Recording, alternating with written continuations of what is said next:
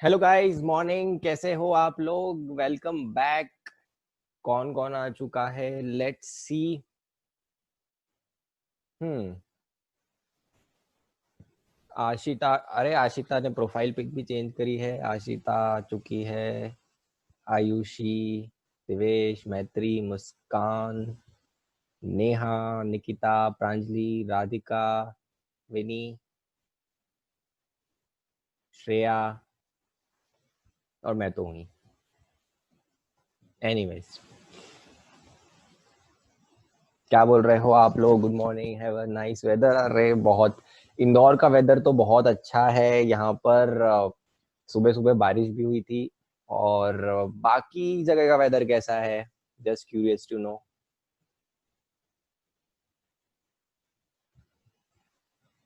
श्रेया ने सिर्फ सर लिखा है। आई थिंक वो कुछ बोलना चाहती है आगे। Shreya please go on.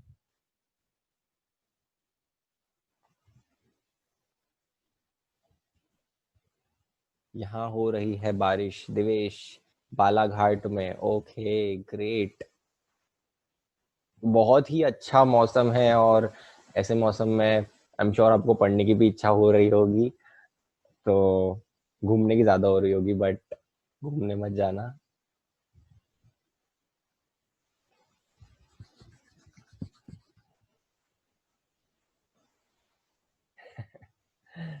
लिख के भजिए। ओके। श्रेया, अगर थोड़ा एक्स्ट्रा बन गए हो तो मेरे घर पे भी डिलीवर करने आ जाना।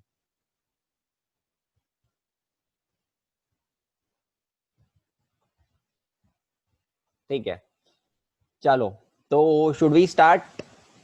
आज का सेशन स्टार्ट करें।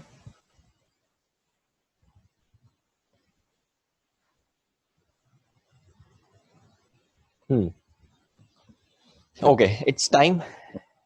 Let's start today session.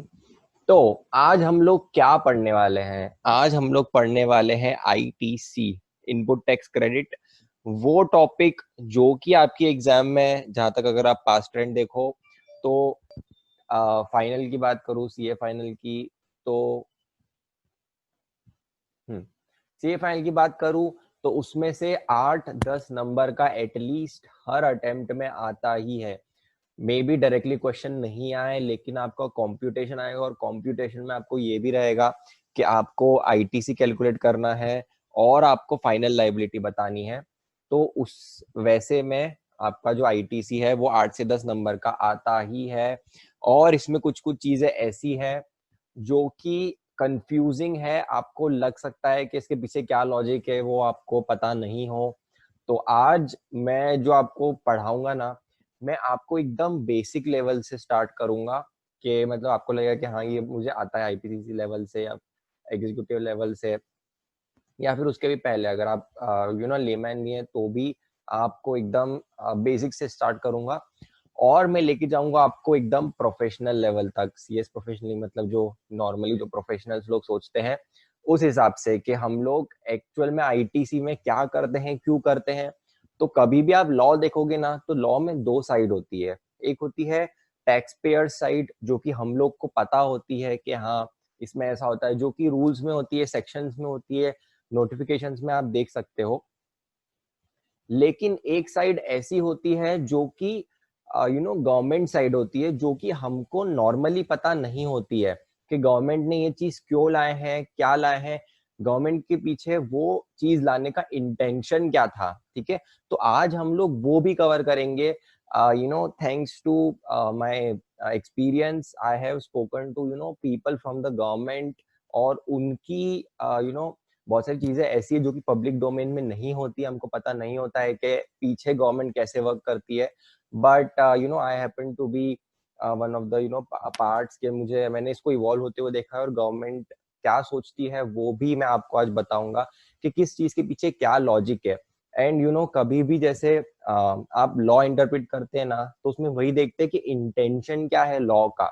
और वो इंटेंशन अगर आपको लॉ का समझ में आ गया ना, तो आपको फिर मतलब that is the most last thing that people do.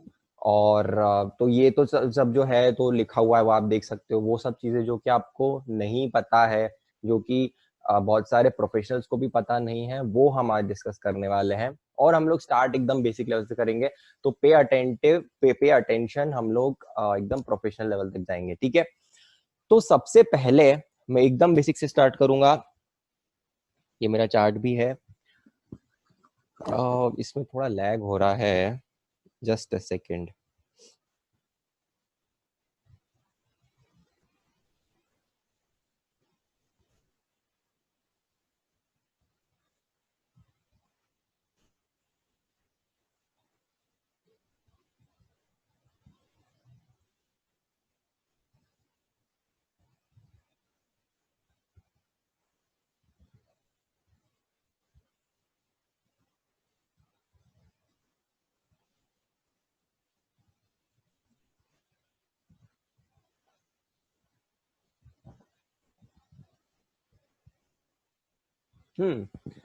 तो ये हमारा आईटीसी, इनपुट टैक्स क्रेडिट का मतलब होता क्या है, ठीक है। तो 3 वर्ड से बना है, इनपुट, टैक्स और क्रेडिट। सबसे पहले इनपुट का मतलब क्या होता है, तो आपका इनपुट आउटपुट आपने कभी इसमें देखा होगा कॉस्ट में कभी, तो क्या होता है इनपुट। इनपुट से आप क्या यूज, अब आपको एक आउटपुट बनाना है, कोई भी फिनिश गुड, उसके लिए क्या आप क्या क्या चीजें यूज करते हो, may be it's a good, may be it is a service, वो क्या होगी आपकी input. Input tax, input tax मतलब क्या होता है, वो इनपुट पे अगर आप कुछ टैक्स पे कर रहे हो तो उसको क्या बोलते हैं, इनपुट टैक्स। अब जीएसटी के लिए इनपुट टैक्स क्या होंगे, तो जो भी जीएसटी के टैक्सेस हैं वो जीएसटी के पर्सपेक्टिव से इनपुट टैक्स होंगे। अब इनपुट टैक्स क्रेडिट क्या होता है, तो इनपुट टैक्स क्रेडिट मतलब जो आपने ऑलरेडी टैक्स पे कर रखा है। जैसे फॉर एग्जांपल, जब मैन्युफैक्चरर एक मैन्युफैक्चरर होलसेलर को गुड्स पे करता, सॉरी गुड्स सेल करता है, कुछ सप्लाई कर रहा है, तो उस केस में क्या होता है, जो मैन्युफैक्चरर है वो value of the goods charge करता है प्लस कुछ टैक्स चार्ज करता है। और ये जो टैक्स है किससे वसूल करता है, होलसेलर से। ये जो पूरे 118 रुपीज है, ये पे कौन करेगा, उसका जो कस्टमर है, होलसेलर है, जो रेसिपिएंट है, वो पे करेगा, ठीक है। तो उसने ऑलरेडी ये पे किसको कर रखा है, मैन्युफैक्चरर को, और मैन्युफैक्चरर ये पे कर देता है गवर्नमेंट को। इसीलिए इसको क्या बोलते हैं कि ये होलसेलर ने जो इनपुट लिया है उस पे जो टैक्स पे किया है उसका उसको क्रेडिट मिलता है। अब क्रेडिट क्यों मिलता है, क्या मिलता है, वो हम आज देखने वाले हैं कि हम लोग एकदम बेसिक से स्टार्ट करेंगे, ठीक है। तो मैंने आपको बेसिक क्या बताया कि इनपुट क्या होता है, इनपुट टैक्स क्या होता है, और इनपुट टैक्स क्रेडिट के बारे में हम पढ़ते हैं।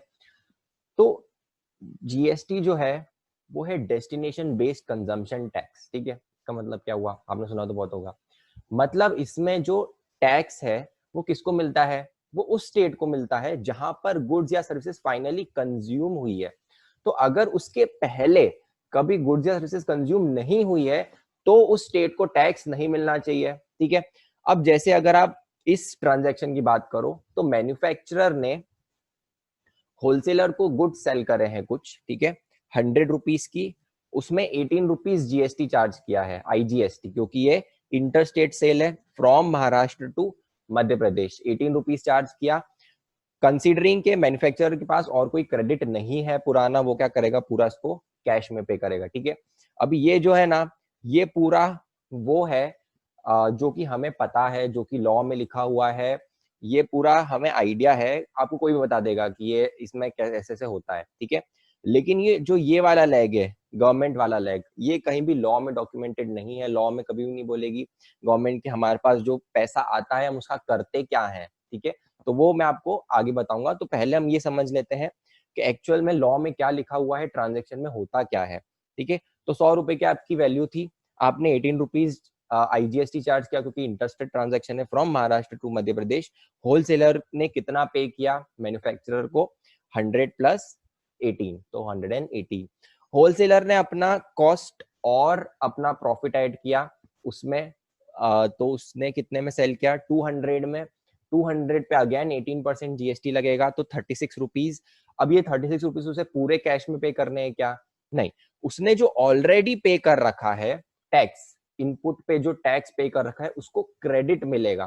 क्रेडिट इज एन एसेट, मतलब आपने ऑलरेडी एक बार पे कर दिया है, आपने, हमको गवर्नमेंट क्या बोलती है, कि आपने हमको ऑलरेडी एक बार टैक्स पे कर दिया है, किसके थ्रू, मैन्युफैक्चरर के थ्रू, तो अब आपको वापस से वो 18 रुपीज पे नहीं करना है, उसका आप क्रेडिट ले लो, बाकी जो बचा हुआ है वही आपको कैश में पे करना पड़ेगा। तो 18 रुपीज जो यहाँ पर आईजीएसटी पे किया था उसका क्रेडिट मिल गया, कैश में कितना पे करना पड़ रहा है, 18 रुपीज। अगेन होलसेलर जब रिटेलर को सेल करेगा तो क्या होगा, उसने अपना प्रॉफिट मार्जिन और कॉस्ट ऐड करी 100 रुपीज, और 200 से 300 हो गया, 300 पे वो जीएसटी लगाएगा, अगेन 18%।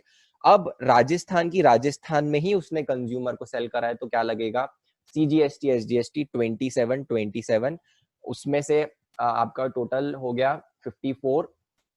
अब उसमें से आपके पास क्रेडिट कितना था, तो यहाँ पर जो आपने जीएसटी पे किया था होलसेलर को वो आपके पास क्रेडिट रहेगा।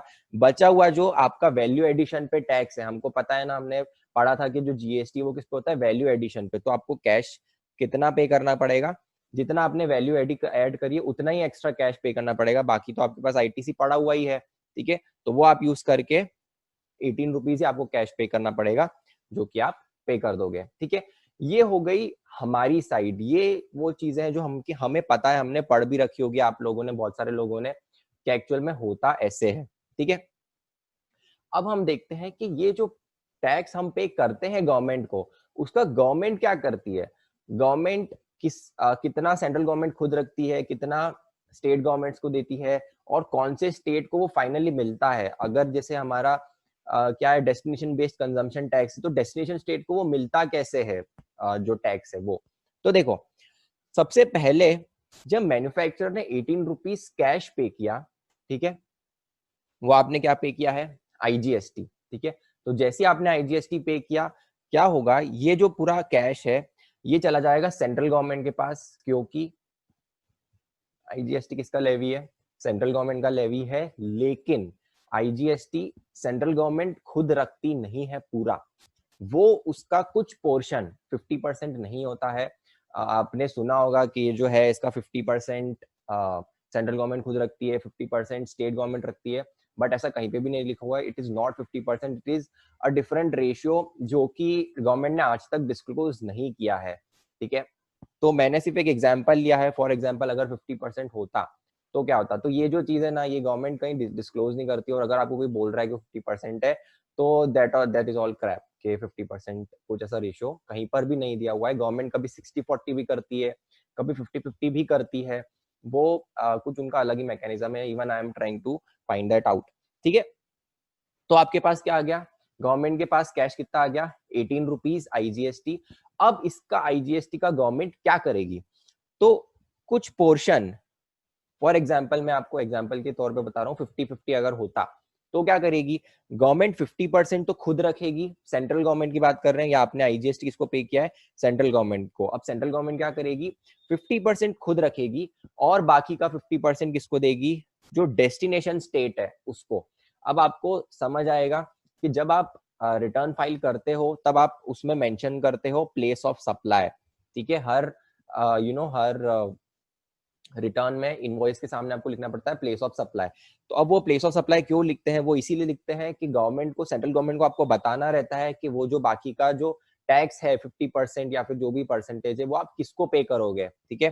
तो उसमें आपने मेंशन किया एमपी गवर्नमेंट, क्योंकि होलसेलर आपका एमपी का है, उसका रजिस्ट्रेशन नंबर भी एमपी का होगा। तो अब क्या करेगी गवर्नमेंट, वो जो 9 रुपीज है वो पे कर देगी एमपी गवर्नमेंट को, और 9 रुपीज किसके पास चले गए, सेंट्रल गवर्नमेंट के पॉकेट में, ठीक है। सेकेंड लेग, जब मध्य प्रदेश से होलसेलर सेल करेगा ये गुड्स रिटेलर को, and retailer is where, retailer is in Rajasthan, तब क्या होगा, ठीक है। तब वो 18 रुपीज आईटीसी यूज करेगा, राइट। अब जैसे ही वो 18 रुपीज आईटीसी यूज करेगा, इसका मतलब क्या हुआ, इसका मतलब central government Madhya Pradesh government को क्या बोलेगी कि ये जो 9 रुपए हमने दिए थे, हमने क्या सोच कर दिए थे कि ये यहाँ पर ही कंज्यूम हो जाएगा, और आपको हमने डेस्टिनेशन स्टेट माना था, इसीलिए ये 9 रुपए हमने आपको दिए थे। बट अब ये डेस्टिनेशन स्टेट आपका ये नहीं है, क्योंकि होलसेलर इसको आगे सेल कर रहा है राजस्थान में। तो ये जो 9 रुपए हमने आपको दिए थे वो हम आपसे वापस ले रहे हैं, वो आपके पास गिरवी रखे हुए थे, आपने एज एन एसेट होलसेलर को दिया हुआ था, अब हम वो आपसे वापस ले रहे हैं। तो ये जो 9 रुपए हैं ये जो ऑलरेडी आईटीसी यूज करा, अब ये जो आईटीसी यूज करा उसका अगेन आईजीएसटी यूज किया होगा, ठीक है। आपके पास आईजीएसटी था तो आपने आईजीएसटी, यहाँ से आईजीएसटी आया था तो आपने आईजीएसटी यूज करा, तो गवर्नमेंट क्या करेगी, 9 रुपए जो एमपी गवर्नमेंट को दिए थे वो उससे बोलेगी आप वापस से दो, और 9 रुपए जो सेंट्रल गवर्नमेंट का खुद के पास ही थे वो यूज करेगी, और एमपी गवर्नमेंट को वो 9 रुपए ट्रांसफर करने पड़ेंगे, किसको, राजस्थान गवर्नमेंट को, ठीक है, क्योंकि आपका अब डेस्टिनेशन क्या होने वाला है, राजस्थान होने वाला है। तो इसीलिए आईटीसी का इतना सिग्निफिकेंस है कि आईटीसी जैसे ही आप यूज करते हो पेमेंट के लिए, वैसे ही गवर्नमेंट को इंडिकेशन जाता है कि यहाँ पर ये कंजम्पशन नहीं हुआ है, आपको आगे पास ऑन करना है टैक्स, ठीक है। तो अब राजस्थान गवर्नमेंट के पास आ गया, ठीक है, तो 9 रुपीज तो कहाँ से आया, एमपी गवर्नमेंट से आएगा, और बाकी जो ये कैश है उसका भी एक पोर्शन, मतलब एक पोर्शन सेंट्रल गवर्नमेंट खुद रख लेगी, दूसरा जो पोर्शन है वो किसके पास चला जाएगा, राजस्थान गवर्नमेंट के पास। तो अब राजस्थान गवर्नमेंट के पास क्या है फाइनली आप देखो, तो 9 रुपए कैश में आए हैं, और 9 रुपए जो एमपी गवर्नमेंट ने उसको ट्रांसफर किया है, तो 18 रुपीज, तो 200 का ट्रांजैक्शन हुआ है, उसमें से 18 रुपीज राजस्थान गवर्नमेंट के पास, 9 सेंट्रल गवर्नमेंट के पास भी 18 रुपीज, ठीक है। अब जब रिटेलर ने फॉर एग्जांपल ये सेल किया है intra state, with in the state consumer को ही सेल किया है, अब वो क्या चार्ज करेगा, 27 रुपीज सीजीएसटी, 27 रुपीज एसजीएसटी, और वो क्या लेगा, वो क्रेडिट लेगा आईटीसी का, ठीक है, सॉरी इन आईजीएसटी का, जो आईजीएसटी यहाँ पे किया था उसका क्रेडिट ले लिया, पे कितना करेगा, 18 रुपीज। अब जैसे ही ये क्रेडिट लेगा, गवर्नमेंट को क्या इंडिकेशन जाएगा कि अभी भी कंजम्पशन नहीं हुआ है, बट क्योंकि ये इंट्रा स्टेट है, राजस्थान से कहाँ जा रहा है ये, मतलब अभी क्रेडिट किसके पास पड़ा हुआ था, रिटेलर भी राजस्थान का है, तो राजस्थान के पास ही था वो क्रेडिट, और अब यूज भी कहाँ पे हो रहा है, प्लेस ऑफ सप्लाई भी आपने क्या दिखाया, राजस्थान ही है, तो गवर्नमेंट क्या बोलेगी कि इस केस में हम ये आपसे वापस नहीं लेने वाले हैं ये दोनों चीजें, क्योंकि हमको वापस लेके देना भी आपको ही है, ठीक है। तो गवर्नमेंट क्या करेगी, ये दोनों मतलब इन अ वे लेकर वापस से राजस्थान गवर्नमेंट को ही देगी, क्योंकि आपने आईटीसी यूज किया है, ठीक है। प्लस जो 18 रुपीज कैश है उसका क्या करेगी, 9 रुपीज किसके पास चला जाएगा, सेंट्रल गवर्नमेंट के पास, और 9 रुपीज किसके पास चला जाएगा, राजस्थान गवर्नमेंट के पास। तो अब आप देखो, तो आपके पास दोनों स्टेट के पास कितना कितना दोनों गवर्नमेंट के पास कितना कितना टैक्स है, तो सेंट्रल गवर्नमेंट के पास 9 है, 9 और 9 तो 27 हो गया, तो 54 में से 27 सेंट्रल गवर्नमेंट के पास चला गया, और ये जो 27 है जो स्टेट गवर्नमेंट के पास जाना चाहिए वो कैसे गया, तो 9 रुपए एमपी गवर्नमेंट से आया था, 9 रुपए ऊपर वाले ट्रांजैक्शन में कैश में आया था जो कि सेंट्रल गवर्नमेंट ने दिया था, और 9 रुपए इस ट्रांजैक्शन से आया जो कि राजस्थान गवर्नमेंट के पास भी अभी कितना हो गया, 27। तो इन ऑल लास्ट में जो टैक्स मिला वो किसको मिला, राजस्थान गवर्नमेंट को मिला 50%, और सेंट्रल गवर्नमेंट को मिला 50%। अगेन बोल रहा हूँ 50% is not a defined ratio, वो चेंज होता रहता है, इट डिपेंड्स। तो ये क्या हो गया आपका, फाइनली मिला किसको, राजस्थान गवर्नमेंट को 50% और सेंट्रल गवर्नमेंट को 50%, 27 रुपीज। तो ऐसे होता है आपका, एमपी गवर्नमेंट और महाराष्ट्र गवर्नमेंट को कुछ नहीं मिलेगा, क्योंकि this is destination based consumption tax. और इसीलिए अगर आपको ध्यान हो तो जो महाराष्ट्र और गुजरात स्टेट्स है ना, वो बहुत रेजिस्ट कर रहे थे जीएसटी आने को, क्यों, क्योंकि पहले ये था ओरिजिन बेस्ड टैक्स, ठीक है। तो जहां पर ज्यादा प्रोडक्शन हो रहा है, जहां पर ज्यादा मैन्युफैक्चरिंग कंपनीज है, वो कहां पर है, आपको पता होगा महाराष्ट्र हमारी कंट्री का बहुत ज्यादा परसेंट जीडीपी का कंट्रीब्यूट करता है, उसमें भी मुंबई बहुत ज्यादा। तो इसीलिए महाराष्ट्र गवर्नमेंट बहुत ही स्केप्टिकल थी कि हमें इसमें जाना है कि नहीं, गुजरात गवर्नमेंट भी इनफैक्ट। तो फिर गवर्नमेंट ने बोला कि हम कॉम्पनसेशन देंगे आपको 5 साल तक, तभी वो लोग अग्री हुए थे। क्यों, क्योंकि पहले अगर कोई महाराष्ट्र से सेल कर रहा है तो महाराष्ट्र गवर्नमेंट के पास टैक्स जाता था, क्योंकि वो ओरिजिन बेस्ड टैक्स था। लेकिन अब क्या हो गया है, डेस्टिनेशन बेस्ड, तो सारा जो पैसा है वो किसको मिलेगा, डेस्टिनेशन गवर्नमेंट को, और मतलब सेंट्रल गवर्नमेंट तो अपना उसमें हिस्सा मांग ही लेती है, ठीक है। तो ये क्या होता है आपका, बैक एंड पे ऐसे वर्क करता है आपका जीएसटी लॉ, ठीक है। अब ये तो हो गया आपका basic of IGS, basic of ITC, और हमने ये भी देख लिया कि गवर्नमेंट इसको कैसे कैसे शेयर करती है और कैसे ये डेस्टिनेशन बेस्ड कंजम्पशन टैक्स है, ठीक है। अब हम एक्चुअल में चैप्टर चालू करते हैं जो कि आपके टेक्स्ट बुक में है, अभी मैंने सिर्फ आपका बेस बनाया है। ताकि आपको चीजें समझ में आए कि ऐसा क्यों हो रहा है और इसके पीछे रीजन क्या है। ठीक है, तो अब हम आगे बढ़ते हैं। तो आईटीसी में हम बेसिकली 6 चीजें पढ़ने वाले हैं। तो फर्स्ट है आपकी एलिजिबिलिटी एंड कंडीशंस। मतलब सबसे पहले एलिजिबिलिटी मतलब क्या, कि कब आप एलिजिबल होगे to take ITC, input tax rate लेने के लिए आप एलिजिबल हो या नहीं हो। अगर आप एलिजिबल ही नहीं हो तो आपको आईटीसी मिलेगा ही नहीं, इनपुट टैक्स रेट मिलेगा ही नहीं। सेकेंड कंडीशंस है कि अगर आप एलिजिबल हो तो भी अगर आप ये कंडीशंस मीट करोगे तो ही आपको आईटीसी मिलेगा। अगर आपने कंडीशंस मीट नहीं करी, even if you are eligible, तो आपको वो या तो मिलेगा ही नहीं, या फिर अगर आपने ले लिया है तो आपको उसको वापस करना पड़ेगा गवर्नमेंट को। और वापस करने को क्या बोलते हैं, रिवर्स करना। ठीक है, और ये अदर रिक्वायरमेंट्स है जो कि हम सब पढ़ने वाले हैं। ठीक है, उसके बाद हम पढ़ेंगे ब्लॉक्ड क्रेडिट्स। ब्लॉक्ड क्रेडिट्स मतलब क्या है, गवर्नमेंट ने बोल रखा है कि कुछ कुछ सर्विसेज और गुड्स ऐसा है जो कि हमें पता है कि आप उसको बोल भी दो कि ये बिजनेस पर्पस से, फिर भी वो हम मानेंगे नहीं। हम या क्या बोलेंगे कि नहीं, ये तो आपके पर्सनल, किसी के पर्सनल कंजम्पशन के लिए, may be it is for your employees और may be it is for your own consumption, but ये हम मान ही नहीं सकते कि कभी बिजनेस के लिए है। या फिर ये हम मान नहीं सकते कि ये आप आगे यूज करने वाले हो कोई जीएसटी सप्लाई करने के लिए। ठीक है, जैसे यहाँ पर भी अगर आप देखोगे ना, तो आपको ये क्रेडिट मिलता क्यों था। जैसे ये होलसेलर है, ठीक है, होलसेलर को क्रेडिट दिया क्यों, क्योंकि होलसेलर ने क्या प्रॉमिस किया एमपी गवर्नमेंट को कि आप मुझे अभी क्रेडिट दे दो, मैं इससे आगे आपको सेल करके दूंगा। गवर्नमेंट को क्या बोला कि मैं आपको सेल करके दूंगा, आपको ज्यादा इससे जीएसटी मिलेगा। अभी अभी तो 36 रुपीज ही है, जब मैं इसको सेल करूंगा, वैल्यू एड करूंगा, तो आपको ज्यादा जीएसटी मिलेगा। तो गवर्नमेंट ने क्या बोला कि चलो ठीक है, अभी आप अभी कम है, तो आप इसको जब इसमें वैल्यू ऐड करो तो हमको और जीएसटी देना। बट अगर आप कभी आगे जो सप्लाई करने वाले हो उस पर जीएसटी लगने ही नहीं वाला है, तो गवर्नमेंट क्या मान लेगी कि आपने जब वो सप्लाई लिया तब आपने उसको कंज्यूम कर लिया for the purpose of GST. आपने उससे, आप उससे आगे कुछ कमा के नहीं देने वाले हो गवर्नमेंट को, तो गवर्नमेंट क्या बोलेगी कि जैसे आपके पास आया वो इनपुट टैक्स रेट हम आपको नहीं देंगे, हम ये मान लेंगे कि आपने for the purpose of GST उसको कंज्यूम कर लिया है, तो आपको आईटीसी आगे नहीं मिलेगा। तो वो काय में है, आपको ब्लॉक ट्रेड्स में आप हम लोग पढ़ने वाले हैं।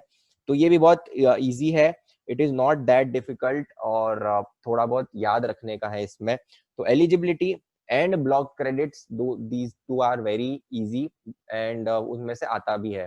ठीक है, अपोर्शनमेंट हम लोग कल स्टार्ट करेंगे, कल ही पढ़ेंगे पूरा। Apportionment could be bit tricky, लेकिन इसके लिए भी मैंने आपको, मतलब जनरली लोग इसमें ही फंसते हैं, इन दोनों में बहुत फॉर्मूलेज हैं बड़े बड़े, लेकिन उन फॉर्मूले को भी मैंने चार्ट फॉर्म में कर दिया है, तो आपको वो पढ़ने में आपको वो इमेजिन हो जाएगा।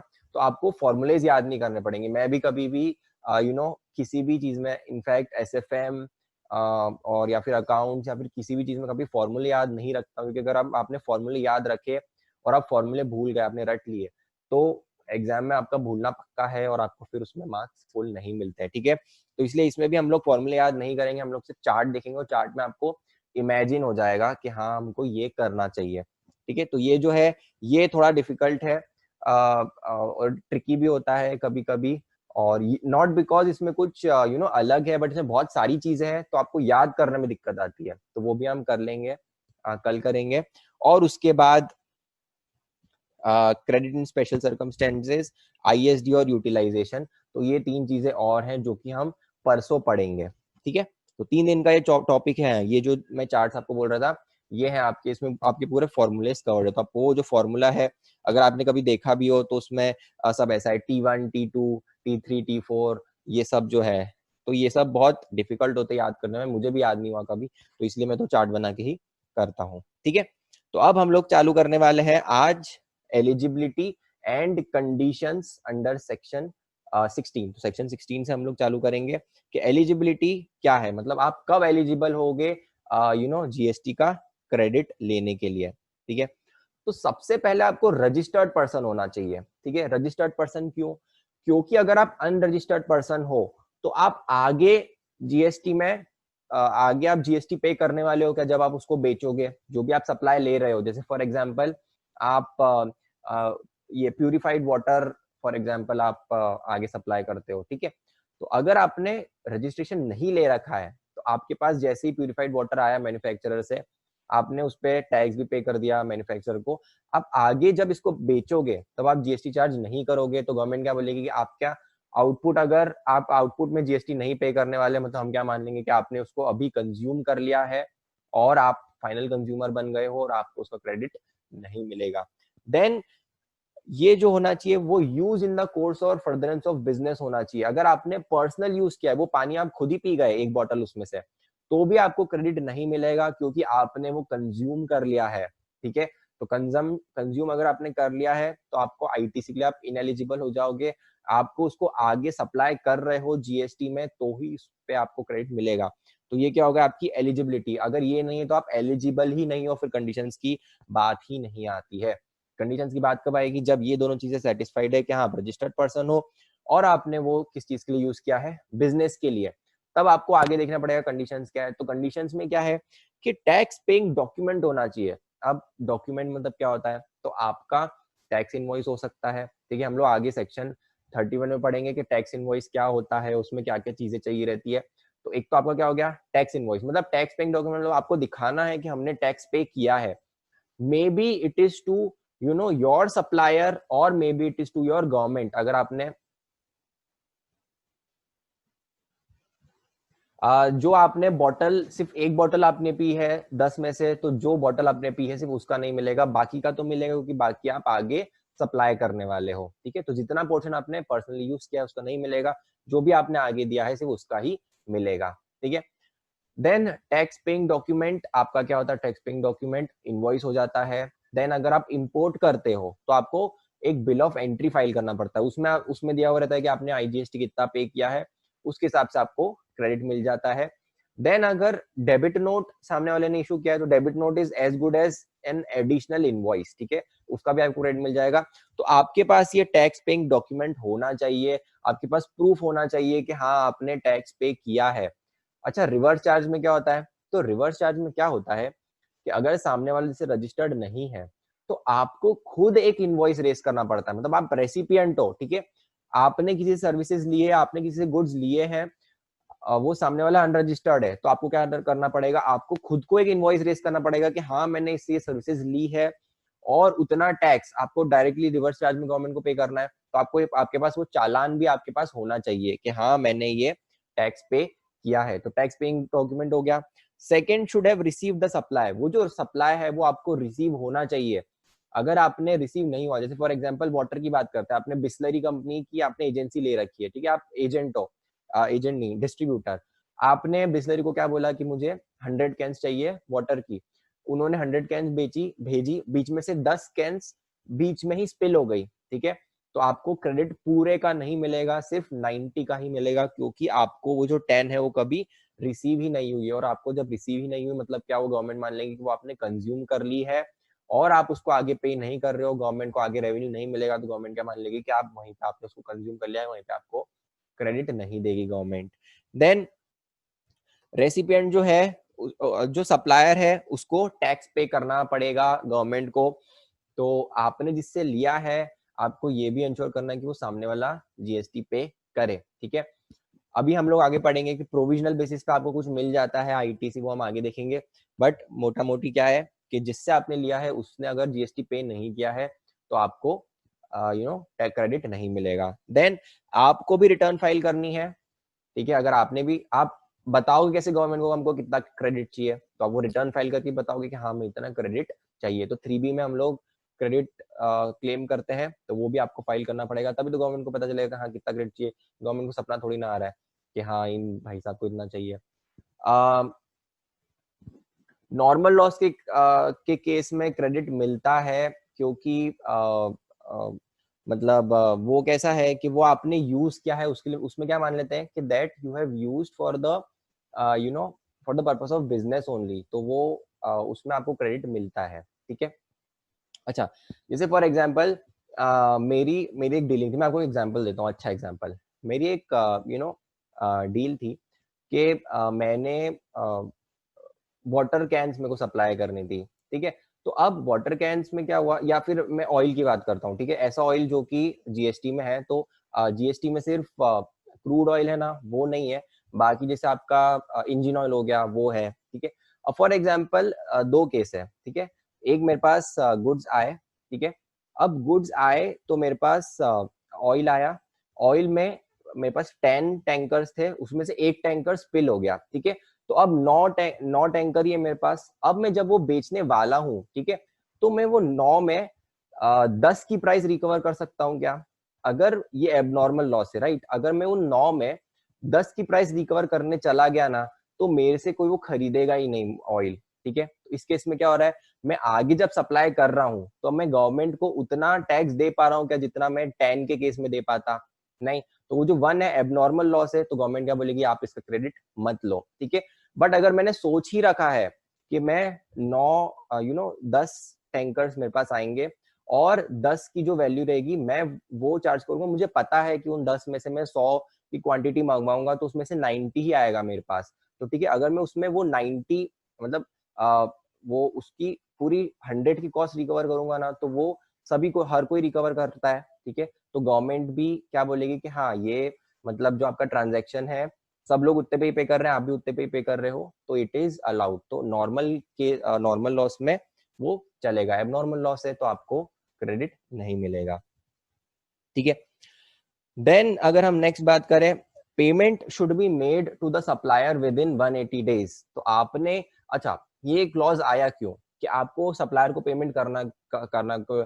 उसको गवर्नमेंट को क्या मतलब, गवर्नमेंट को अपने टैक्स से मतलब है, ऊपर हो गया। अगर सप्लायर ने टैक्स पे कर दिया है गवर्नमेंट को, तो गवर्नमेंट को अब इससे क्या मतलब कि हम उसको पे भी करें। जैसे फॉर एग्जाम्पल आपने 100 रुपए का कुछ चीज खरीदी सप्लायर से, ठीक है, 18 रुपीज जीएसटी है, 118। अब ये जो 18 रुपीज है ये सप्लायर किसको पे कर देगा, गवर्नमेंट को पे कर देगा, ठीक है। अब वो क्या बोल रहे हैं कि आप ये 118 जो है आपने अगर ये भी पे नहीं किया है गवर्नमेंट को विद इन 180 डेज, ठीक है, तो आपको क्रेडिट नहीं मिलेगा।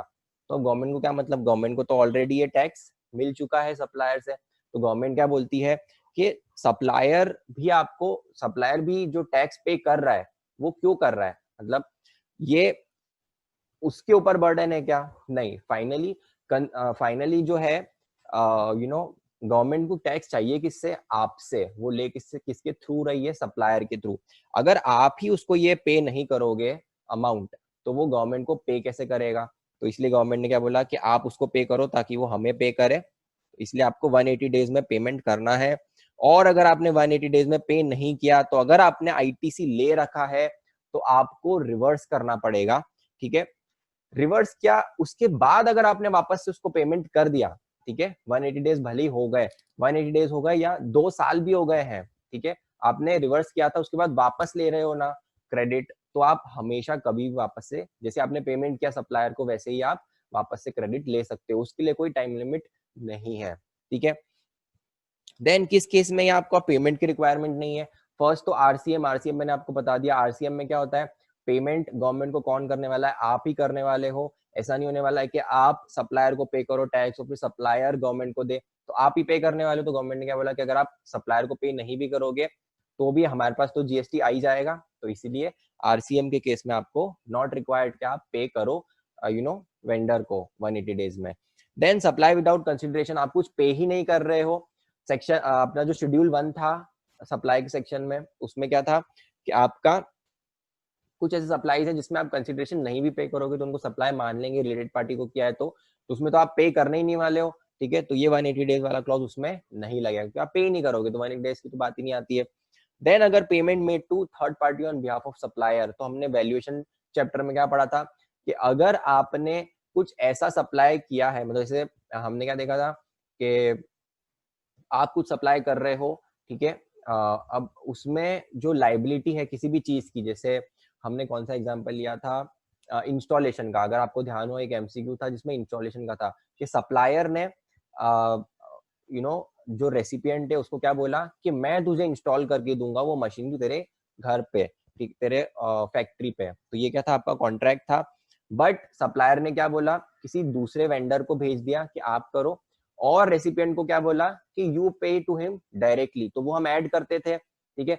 अब जब ऐड करते थे तो रेसिपिएंट जो है वो सप्लायर को पे करता था क्या? नहीं। तो सप्लायर को अभी पे करेगा ही नहीं, तो 180 डेज की बात ही नहीं आती। वो किसको पे करेगा? डायरेक्टली थर्ड पार्टी को। तो उस केस में 180 डेज का क्लॉज नहीं लगेगा। तो ये 3 केसेस है जहां पर इम्पॉसिबल है, मतलब जहां पर इन दोनों में तो आप पे ही नहीं करते हो इसलिए ये है, और आरसीएम में आप डायरेक्टली गवर्नमेंट को टैक्स पे कर देते हो, इसलिए गवर्नमेंट को फिर कोई चिंता नहीं कि आप सप्लायर को पे कर रहे हो कि नहीं कर रहे हो। यहाँ पे क्या चिंता है कि आप सप्लायर को दोगे, उसके बाद सप्लायर गवर्नमेंट को देगा, इसीलिए यहाँ पे चिंता है। तो उन्होंने क्या बोला, 180 डेज में आप पेमेंट कर दो, ठीक है।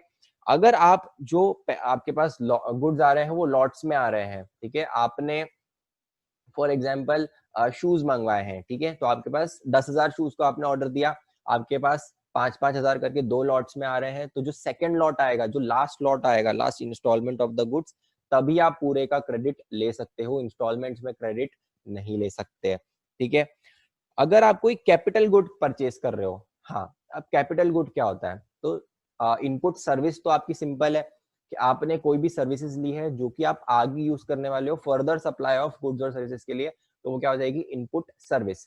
फिर इनपुट क्या होता है, इनपुट मतलब क्या, मतलब जीएसटी की लैंग्वेज में इनपुट का मतलब इनपुट गुड्स होता है, मतलब जो भी आपका स्टॉक आपने यूज किया है, जो कि आप कंज्यूम कर लेते हो, वो क्या हो जाता है आपका इनपुट। अब कैपिटल गुड्स क्या होता है, तो जो सारे गुड्स आपने लिए हैं इनपुट गुड्स, जिसको आपने कैपिटलाइज किया है, तो आप मशीनरी, जो भी आपने बुक्स ऑफ अकाउंट में आप कैपिटलाइज करते हो ना, वो क्या हो जाता है आपका कैपिटल गुड्स, ठीक है। तो कैपिटल गुड्स के लिए क्या बोल रखा है, जब आपने जैसे कैपिटलाइज किया, अगर आप उसमें डेप्रिसिएशन ले रहे हो ऑन द जीएसटी पोर्शन, ठीक है, मतलब क्या कर रहे हो आप, 100 रुपए के गुड्स है, ठीक है, आपको 18 रुपीज जीएसटी लगा, 118, ये तो आप कैपिटलाइज करोगे ही, उसकी जो मेन वैल्यू है वो तो कैपिटलाइज करोगे। अगर आपने इसको भी कैपिटलाइज कर दिया और इस पे आप डेप्रिसिएशन ले रहे हो, मतलब आप क्या कर रहे हो, इसका बेनिफिट ऑलरेडी आप ले रहे हो, ठीक है, इन इनकम टैक्स, तो गवर्नमेंट क्या बोलेगी कि आपको ये वाली जो है ये आपको कॉस्ट लग ही नहीं रही है, ठीक है, इसका तो आप बेनिफिट ले रहे हो, तो आप हम इसको क्रेडिट दे क्यों आपको, ठीक है, क्योंकि आपने इसको फाइनली इसका जो बेनिफिट है वो ऑलरेडी इनकम टैक्स में उठा लिया है, ये 18 रुपए आपकी कॉस्ट लग ही नहीं रही है, तो हम आपको इसका क्रेडिट नहीं देंगे, इसका मतलब आपने इसको कंज्यूम कर लिया, इसको आपने यूज कर लिया है, उस केस में भी आपको जीएसटी नहीं मिलेगा। तो ये ध्यान रखना, अगर आपको डेप्रिसिएशन क्लेम करना है तो आपको आईटीसी नहीं मिलेगा, और अगर आप आईटीसी क्लेम कर रहे हो तो आपको डेप्रिसिएशन नहीं मिलेगा, ये दोनों चीजें एक साथ नहीं हो सकती, ठीक है। देन कब तक आप क्लेम कर सकते हो, तो ऐसा नहीं कि आप आईटीसी 2 साल बाद आपको याद आ रहा है कि 2 साल पहले मैंने कुछ परचेज करी थी, उस पर मुझे आईटीसी चाहिए, तो गवर्नमेंट ने क्या बोला है, या तो filing of September return of next financial year, और कौन सी रिटर्न की बात कर रहे हैं यहाँ पे, जो आपकी जीएसटीआर 3, और अभी के केस में जीएसटीआर जो 3 भी है वो आपकी फाइल करनी रहती है, तो सितंबर की आपको 20 अक्टूबर तक फाइल करनी रहती है, तो तब तक आपकी जो रिटर्न है, तब तक अगर आपने पिछले साल का क्रेडिट, मतलब जैसे फॉर एग्जांपल अगर मैं 1920 की बात करूं, तो 1920 के क्रेडिट्स आपको कब तक मिल सकते हैं, मतलब इनवॉइस के डेट के, और जैसे फॉर एग्जांपल 31 मार्च 19 तक का जो इनवॉइस है, ठीक है, उसका क्रेडिट आपको कहाँ तक मिल सकता है, ये मार्च तक, ठीक है, मई नहीं है, आपको कब तक मिलेगा, तो 20 अक्टूबर 2020, नहीं सॉरी 2019 ही रहेगा ये,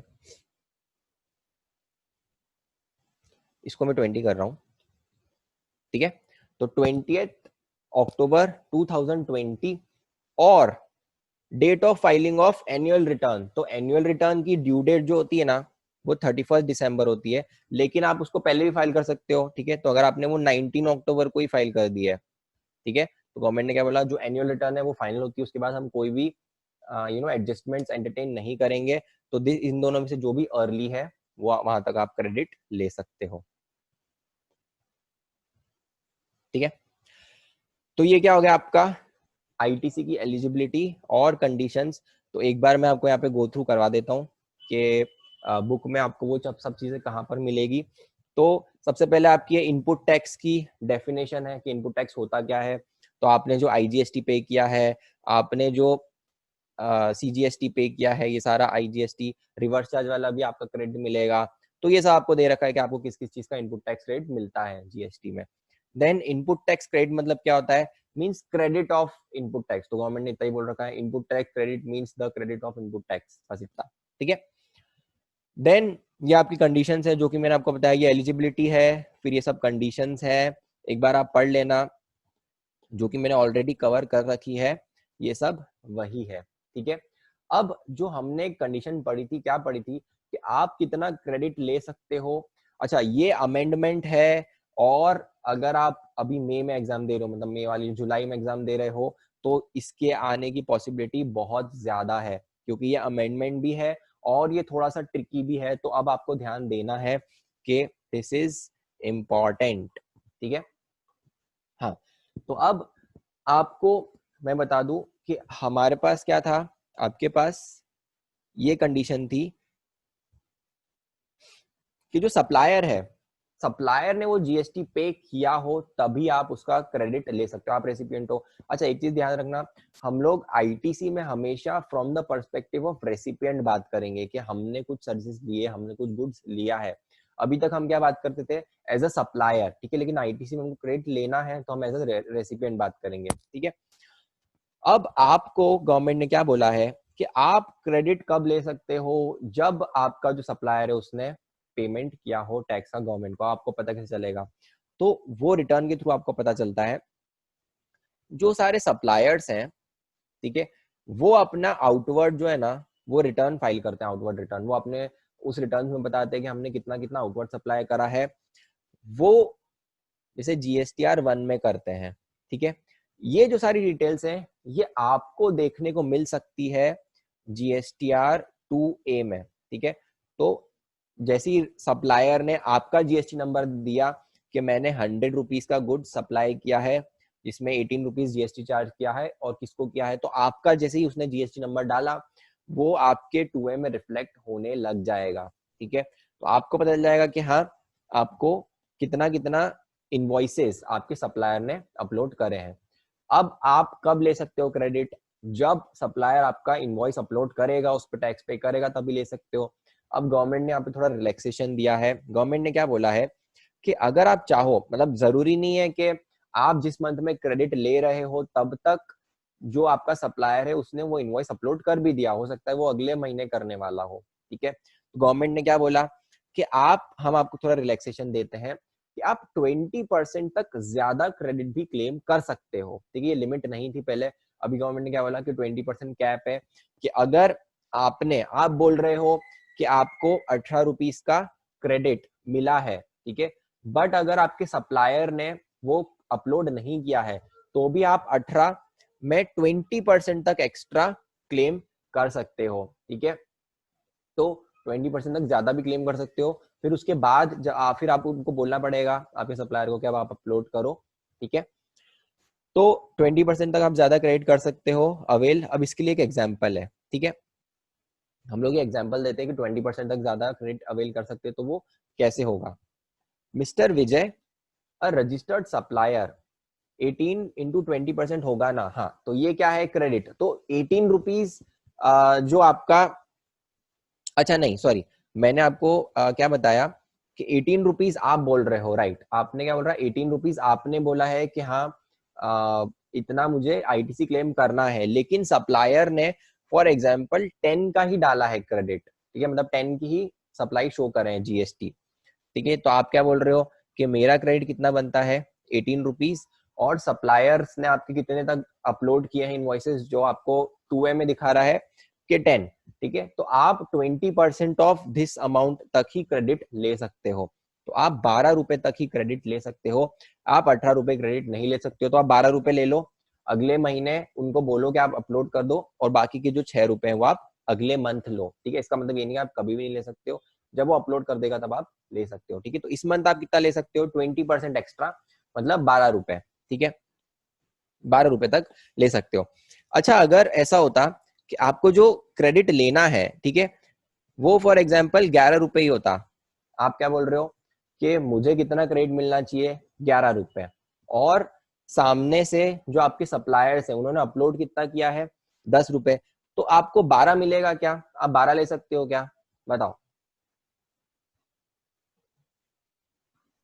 नहीं, 12 तो ले नहीं सकते हो, क्योंकि आपको खुद को पता है कि आपको फ्यूचर में भी जब वो अपलोड करेगा तो कितने करेंगे, 11 का ही करेंगे। अभी ऑलरेडी 10 ही हुआ है, तो आप 12 तक ले सकते हो, लेकिन आपके अगर एक्चुअल जो आईटीसी है वो 10 ही है, तो आप कितना लोगे, 10 तक ही ले सकते हो, ठीक है। तो ये आपकी कैप है। बस आपको इतना आता है ना, इतना आपको समझ में आ गया तो आपको ये क्वेश्चन भी बन जाएगा एग्जाम में, आपको कोई दिक्कत नहीं आएगी। तो क्या बोला है, mister Vijay, a registered supplier receives 100 invoices for inward supply, उसमें अमाउंट कितना है 10 लाख, ठीक है।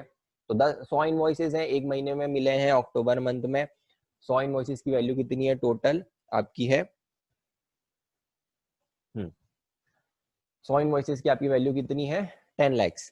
कंप्यूट आईटीसी जो कि 3B फाइल करते टाइम ले सकता है for the month of October, assuming that 10 lakhs otherwise available है, मतलब वो जो 10 लैक्स है ना वो ब्लॉक ट्रेड नहीं है। तो गवर्नमेंट तो उसमें क्या दे रखा है, ये जो 100 इनवॉइसेस है इसमें से 80 इनवॉइसेस और जिनकी वैल्यू कितनी है 6 लैक्स, वो अपलोड कर रखे सप्लायर ने उनके GSTR 1s में, ठीक है।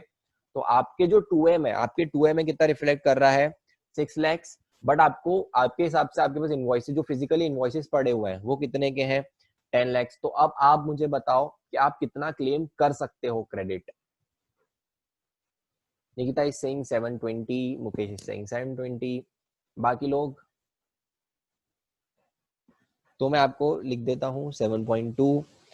तो आपके हिसाब से आपको आईटीसी मिलना चाहिए 10 लैक्स, बट आपके 2A में कितना है 6 लैक्स, ठीक है। तो गवर्नमेंट ने क्या बोला कि हम आपको 10 लाख तो पूरे नहीं देंगे, ठीक है, बट हम मान सकते हैं कि 20% का ऊपर नीचे हो सकता है आपके और सप्लायर के सिंक होने में, ठीक है। तो इसलिए हमने क्या बोला कि ये जो आपको ऑलरेडी आपकी 2A में अवेलेबल हो रहा है इसका हम 20% तक ही एक्स्ट्रा दे सकते हैं। तो इसलिए क्या हो जाएगा, इसका 20% आप ऐड कर दो तो आपका हो जाएगा 7.2 लैक्स, क्या है कि आप इतना क्रेडिट क्लेम कर सकते हो, ठीक है। Then case 2, out of 100 invoice, अब ये वाला केस भूल जाओ, ठीक है। Next, out of 100 invoices 75 invoices involving GST of 8.5 lakhs, अब कितना है आपका 8.5 lakhs have been uploaded by the supplier in GSTR 1, ठीक है। अब आपके 2A में कितना दिख रहा है 8.5, और आपके हिसाब से आपको मिलना कितना चाहिए, तो आपका 10 lakhs है, ठीक है। हाँ, अब आप वापस से देखोगे कि आपको जितना 2A में दिख रहा है उसका आप कितना परसेंट तक ले सकते हो, 20% एक्स्ट्रा भी ले सकते हो। तो इसमें 20% ऐड कर दो तो प्लस 1.7, तो ये तो 10.2 हो गया, ठीक है। तो ये क्या है मैक्सिमम लिमिट है, क्या आप 10.2 तक भी होता तो ले सकते थे, बट आपको 10.2 लेना है क्या, नहीं, आपको लेना कितना है 10 ही लेना है। तो आप क्या करोगे 10 लैक्स ही इसमें क्रेडिट लोगे, ठीक है। तो यू आर ऑल राइट, इसमें 10 लैक्स क्रेडिट ही मिलेगा, ठीक है। तो ये पूरा एग्जाम्पल, एक बार आप एग्जाम्पल पढ़ लेना। क्या वो दिवेश आप कुछ पूछ रहे हो, इन केस ऑफ 0 इनवॉइसेस, अगर कुछ भी नहीं है तो आप कुछ भी नहीं ले सकते हो, 20% की बात ही नहीं आती है, मतलब सामने से किसी ने कुछ अपलोड नहीं किया है तो आप फिर कुछ भी नहीं ले सकते हो, ठीक है। अब मोल्ड और डाइस की बात आएगी। मोल्ड और डाइस हमने पहले भी देखा था कि क्या होता है, तो आपको थोड़ा वैल्यूएशन का मैं डिस्कशन याद दिला दूं। उसमें क्या होता था कि मोल्ड और डाइस, अब क्या होता है एक ओरिजिनल इक्विपमेंट मैन्युफैक्चरर होता है, जैसे मैं आपको अगर लेमन एग्जांपल दूं कि अगर आप मारुति की बात करो, ठीक है, तो मारुति कभी भी अपने पूरी कार खुद नहीं बनाती है, वो क्या बनाएगी उसमें इंजन बनाएगी, चेसिस बनाएगी, बाकी बहुत सारी चीजें वो किसी और से मांगती है, ठीक है। जैसे हो सकता है उसके जो बल्ब्स हैं वो कोई और वेंडर हो वो दे, जैसे जो ग्लासेस होते हैं एक मदरसन सुमी करके कंपनी है वो ये सब एसेसरीज बनाती है, ठीक है। तो अब मारुति क्या है, वो है ओरिजिनल इक्विपमेंट मैन्युफैक्चरर, मतलब वो ओरिजिनल कार बनाती है, और वो किससे कॉन्ट्रैक्ट करती है कंपोनेंट मैन्युफैक्चरर कि आप हमें ये सब चीजें बनाकर दो, हमको ओरिजिनल इक्विपमेंट बनाना है, उसके जो कंपोनेंट्स है वो आप हमको बनाकर दे दो। अब वो कॉन्ट्रैक्ट में क्या लिखते हैं, क्योंकि अब सारी जो यू नो कार्स है उनकी डिजाइन अलग अलग हो सकती है, तो कभी कभी क्या होता है जो कॉन्ट्रैक्ट होता है उसमें क्या रहता है कि जो ओरिजिनल इक्विपमेंट मैन्युफैक्चरर है वो बोलता है कि ये कंपोनेंट बनाने के लिए जो मोल्ड और डाइज है, मोल्ड और डाइज मतलब क्या हिंदी में उनको बोलते हैं साँचे, ठीक है। इस कौन अनम्यूट हुआ है? ओके ठीक है, तो अच्छा जस्ट अ सेकंड। तो बीजी आया अपने को, बीजी आ गया क्या अपने को? तो मारुति क्या बोलेगी कि ये जो मोल्ड और डाइस लगेंगे वो कंपोनेंट बनाने के लिए वो हम आपको दे रहे हैं, ठीक है। अगर कॉन्ट्रैक्ट में ऐसा लिखा हुआ है और उन्होंने दिया है तो कोई बात नहीं है, तो आपका ये वैल्यू में भी ऐड नहीं होगा, ठीक है, क्योंकि कॉन्ट्रैक्ट में जो लिखा था कि रिस्पॉन्सिबिलिटी ओरिजिनल इक्विपमेंट मैन्युफैक्चरर की ही है और उसी ने मोल्ड और डाइस दिए हैं बनाने के लिए कंपोनेंट मैन्युफैक्चरर को, तो वो वैल्यू में ऐड भी नहीं होता है। बट अगर कॉन्ट्रैक्ट में नहीं था, यू नो कि कॉन्ट्रैक्ट में ये दिया होता जो रिस्पॉन्सिबिलिटी है मोल्ड और डाइस की, वो किसकी है? आपके कंपोनेंट मैन्युफैक्चरर की ही है, फिर भी जबरदस्ती ओईएम मैन्युफैक्चरर ने अपने मोल्ड डाइस दिए हैं, तो हमने क्या देखा था कि उसकी जो अमोर्टाइज्ड कॉस्ट है वो आपको ऐड करनी पड़ती है वैल्यू ऑफ सप्लाई में, ठीक है। तो जो फर्स्ट केस था जहां पर it was required in contract, उस केस में जब ओईएम ओरिजिनल इक्विपमेंट मैन्युफैक्चरर ने अपने मोल्ड और डाइस भेजे, ठीक है, तो it was a genuine transaction. उस केस में ये बोलेंगे कि ये जो आपने भेजे हैं मोल्ड और डाइस, वो आप यूज कर रहे हो इन द कोर्स और फर्दरेंस ऑफ योर बिजनेस, ठीक है, तो उसमें आपको क्रेडिट मिल जाएगा। लेकिन अगर आपने जबरदस्ती भेजा है, कि आपके कॉन्ट्रैक्ट में नहीं लिखा था, आपकी रिस्पॉन्सिबिलिटी नहीं है मोल्ड एंड डाइस की, फिर भी आपने फ्री ऑफ कॉस्ट दिया है उसको, तो ये क्या मानेंगे? जो आपने सप्लाई कर दिया है ये फ्री ऑफ कॉस्ट, और आपको ये जो मोल्ड ऑन डाइस है, ठीक है, वो एक टाइप से कैपिटल गुड्स होते हैं। गवर्नमेंट ने क्या बोला कि उसमें आपको फिर आईटीसी भी नहीं मिलेगा, ठीक है, तो आपको वैल्यू में तो ऐड करना ही है, आपको उसका आईटीसी भी नहीं मिलेगा, ठीक है। अब फटाफट क्वेश्चंस कर लेते हैं, तो बताओ गाइस, आपको बताना है। A sugar wholesaler orders 10,000 kgs of sugar from Balrampur Chini company, the payment is made full in advance, advance में पे कर दिया है 15 अप्रैल को, बट शुगर कैसे रिसीव हुई है? 5,000 आपको किलो कम मिली है 30 अप्रैल को, और बाकी 5,000 10 अप्रैल को। तो बताओ आप पूरे 10,000 का कब ले सकते हो? 5-5 करके ले सकते हो कि एक साथ लेना पड़ेगा? क्रेडिट की बात कर रहे हैं आप, टाइम ऑफ सप्लाई मत बताना। लास्ट लॉट, यस, आपको जब लॉट में मिल रहे तो आपको लास्ट लॉट कब मिला है? 10th ऑफ मे, तो आपका आंसर क्या हो जाएगा? 10th ऑफ मे, यस, 10,000 का पूरा एक साथ आपको क्रेडिट कब मिलेगा? 10th ऑफ मे को मिलेगा। Then a software company takes services from a freelance website designer, the services were completed on 10th January and invoice raise on the same date. तो 10 जनवरी को सर्विस कंप्लीट हो गई, same dates पे invoice भी raise हो गया। The software company also availed ITC, फरवरी में आईटीसी भी ले लिया। हाउएवर द पेमेंट कब तक पे नहीं हुआ था? पेमेंट कब तक नहीं हुआ था? 31 जुलाई तक पेमेंट नहीं हुआ था, तो आपको कुछ करना पड़ेगा क्या? आप वो क्रेडिट ले सकते हो क्या? बताओ।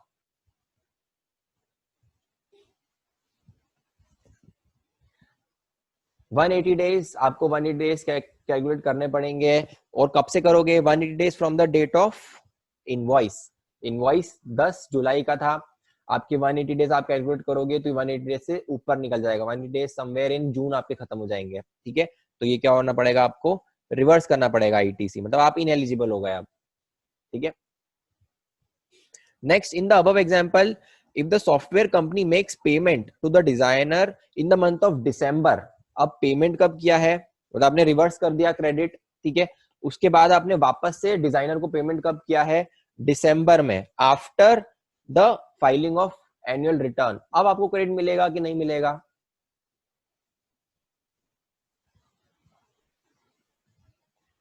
देखो यहां पर एक ट्रिक है। ट्रिक क्या है कि आपको नॉर्मली नॉर्मली आपको रिटर्न फाइलिंग या फिर एनुअल रिटर्न या फिर वो 20 अक्टूबर, नॉर्मली उसके बाद क्रेडिट नहीं मिलता है। उसका एक्सेप्शन क्या है? अगर आपने रिवर्स किया है और आप उसको रीअवेल कर रहे हो, ठीक है, तो रीअवेलमेंट के केस में वो टाइम लिमिट है ही नहीं। आप रीअवेल कर रहे हो तो आप 10 साल बाद भी रीअवेल करोगे ना, तो कोई दिक्कत वाली बात नहीं है। बट आपको सिर्फ जो फर्स्ट टाइम अवेल करते हो वो आपको टाइमली करना है, ठीक है। आपने एक बार रिवर्स कर दिया, उसके बाद आप कितने भी बाद में ले रहे हो तो उस पर वो टाइम लिमिट एप्लीकेबल नहीं है, क्योंकि आपने ऑलरेडी गवर्नमेंट को बता रखा है कि हाँ मैंने ये ले रखा है, मेरे पास ये इनवॉइस है, और गवर्नमेंट भी मान चुकी है हाँ ये आपके पास है। आपने सिर्फ पेमेंट लेट किया, ठीक है, तो फिर आप जब वापस पेमेंट कर रहे हो तब आप उसका क्रेडिट ले सकते हो. Then X Limited provided in event management services to BCCI for organizing IPL in March. The invoice for the event was raised in February and payment was made in February. February में invoice raise हुआ और payment भी हो गया. However, there were few additional charges. इसके लिए debit note raise किया है. कब raised in March? Can BCCI claim the credit of debit note raised in next financial year? मतलब जो आपका मार्च में रेज हुआ था डेबिट नोट, ठीक है, अब मार्च खत्म हो गया है, आप उसका क्रेडिट नहीं ले पाए, तो आप उसका क्रेडिट आगे ले सकते हो क्या? राइट, तो आप कब तक ले सकते हो? सितंबर की रिटर्न फाइलिंग की डेट या annual return which ever is earlier, तो आप उसका क्रेडिट बाद में भी ले सकते हो. 6 महीने तक और एक्स्ट्रा गवर्नमेंट ने टाइम दिया है, इनफैक्ट ज्यादा, हाँ 6 महीने. The wholesaler purchased 10,000 cans from Bisleri, made a payment of invoice of 1 lakh. However, during transit 4,000 spilled and only 6,000 cans ही आपके पास पहुंची है. तो आप पूरे का क्रेडिट ले सकते हो क्या 10,000 का?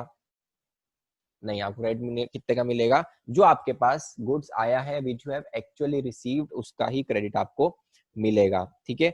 देन फिर है आपका Diamond Biscuits company availed GTA service of on which tax is required to be paid under reverse charge. अब रिवर्स चार्ज पे करना है डायमंड बिस्किट को GTA सर्विस पे. The company took ITC and paid tax to the government but did not make payment to the vendor in 180 days. कुछ dispute होगा तो government तो diamond biscuits ने GTA को 180 दिन तक भी पे नहीं किया है. अब बताओ क्रेडिट मिलेगा कि नहीं मिलेगा?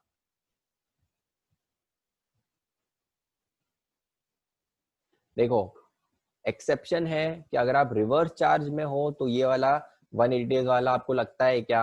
नहीं लगता है, तो आपको रिवर्स करने की जरूरत नहीं है. क्यों नहीं लगता है? क्योंकि फॉरवर्ड चार्ज में क्या होता है, आप रेसिपिएंट को, आप सप्लायर को पे करोगे टैक्स, मतलब वो 100 प्लस 18, तब जाके वो 18 गवर्नमेंट को पे करेगा. अदरवाइज उसको फाइनेंशियल हार्डशिप होगी, उसको अपनी जेब से पे करना पड़ेगा. तो गवर्नमेंट क्या चाहती है, वो नहीं होना चाहिए. बट रिवर्स चार्ज में क्या होता है, रिवर्स चार्ज में उसको पे करना है क्या टैक्स? वो 18 रुपए आप उसको दोगे और वो गवर्नमेंट को पे करेगा क्या? नहीं, 18 रुपीज आप ही डायरेक्टली गवर्नमेंट को पे करोगे. तो गवर्नमेंट क्या चाहती है कि वो 18 रुपए के लिए उसको हार्डशिप नहीं हो, इसीलिए ये 180 का क्लॉज आया है, 180 डेज का.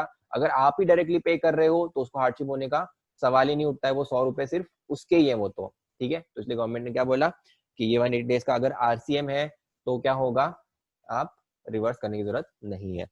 Then registered head office in Gurgaon of Zomato enters into a contract with a vendor for repair and maintenance of computers installed at registered office of Bangalore, Karnataka.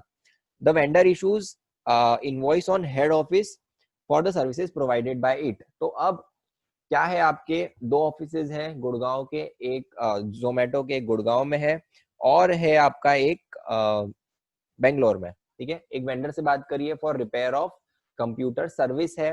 ठीक है, कहां पर होने वाली है? कर्नाटका में. तो क्या गुड़गांव ऑफिस का क्रेडिट ले सकता है? तो मैं आपको यहाँ पे मैं बताता हूँ कि उसका क्रेडिट मिलेगा, क्योंकि जरूरी नहीं जिसको सर्विस मिल रही है वो पे करे, कोई और भी पे कर सकता है. और सर्विस रेसिपिएंट, हमको अगर आपको ध्यान हो तो हमने रेसिपिएंट की बात करी थी. तो रेसिपिएंट में हमने क्या बात करी थी? रेसिपिएंट कौन होता है? वो पर्सन जो पे कर रहा है सर्विसेज के लिए. वो जैसे हमको, अगर आपको याद हो तो हमारा एक एग्जांपल था कि आपने एक एयरलाइंस थी जिसने अपनी एयर होस्टेस की ट्रेनिंग के लिए पैसे दिए थे. ठीक है, तब उस केस में रेसिपिएंट कौन था? तो वो एक्चुअल में ट्रेनिंग किसकी हो रही है? एयर होस्टेस की हो रही है, लेकिन पेमेंट कौन कर रहा है? एयरलाइंस. तो एयरलाइंस उसमें रेसिपिएंट. यहाँ पर भी सर्विस के केस में आपका जो रेसिपिएंट है वो कौन हो जाएगा? गुड़गांव वाला ऑफिस हो जाएगा जोमेटो का. और आप ये जो सर्विस है उसको रेसिपिएंट मान सकते हो और उसको GST पे करना पड़ेगा. देन ये सेकेंडरी मैटर है कि आपको फिर पता है क्या करना पड़ेगा. जब ये गुड़गांव में गया ना ITC, उसके बाद ITC का गुड़गांव ऑफिस को सर्विस ITC डिस्ट्रीब्यूट करना पड़ेगा टू देयर बेंगलोर ऑफिस, क्योंकि एक इनपुट सर्विस डिस्ट्रीब्यूटर नाम के हाँ ISD करके भी है, वो हम आगे पढ़ेंगे. तो वो है, ठीक है, तो वो उसका हो सकता है, लेकिन वो किसका लुकआउट है? वो जोमेटो का लुकआउट है. तो जोमेटो को एक बार मिल जाएगा, उसके बाद उसका क्या करना है तो वो बाद में जोमेटो देख लेगी. ठीक है, बट फर्स्ट इंस्टेंस में उनको क्रेडिट मिल जाएगा. देन नेटफ्लिक्स की बात करें तो Netflix has a server in India for 1.18 crore, ठीक है, इतने करोड़ का लिया था, उसमें से 18 लाख आपका क्या है IGST और इंस्टॉल कर लिया अपने ऑफिस में। अब गवर्नमेंट उसको क्या करना है, पूरा 1.18 करोड़ उन्होंने कैपिटलाइज कर दिया है, तो क्रेडिट मिलेगा क्या 18 लाख का? नहीं, सिर्फ 1 करोड़ का ही क्रेडिट मिलेगा, क्योंकि आपने उसको कैपिटलाइज कर लिया, उस पर डेप्रिसिएशन ले लिया, तो आपका क्रेडिट चला गया, ठीक है। अच्छा चलो, अभी है ना मुझे एक टॉपिक और पढ़ाना है, ऑल्दो 1 घंटा हो गया है, लेकिन मुझे 15 से 20 मिनट और लगेंगे। एंड यू नो मैंने इनिशियली थोड़ा ज्यादा टाइम ले लिया आपको ये समझाने में, but this is very important कि हम लोग मतलब हमको शेड्यूल में भी रहना है, 3 दिन में ही पूरा कंप्लीट करना है, तो मुझे थोड़ा एक्सटेंड करना पड़ेगा आज, तो 15 से 20 मिनट हो सकते हैं एक्स्ट्रा, तो प्लीज बियर विथ मी, ठीक है। बट मजा आएगा, ये वाला जो है ना ब्लॉक क्रेडिट्स हम लोग पढ़ने वाले हैं, ये ब्लॉक क्रेडिट्स बहुत इजी है और आपको इसमें मजा आएगा, इसमें आपको लोड नहीं लगेगा, जो लोड वाले टॉपिक है वो हम कल करने वाले हैं, ठीक है। तो हम लोग थोड़ा और कंटिन्यू करते हैं,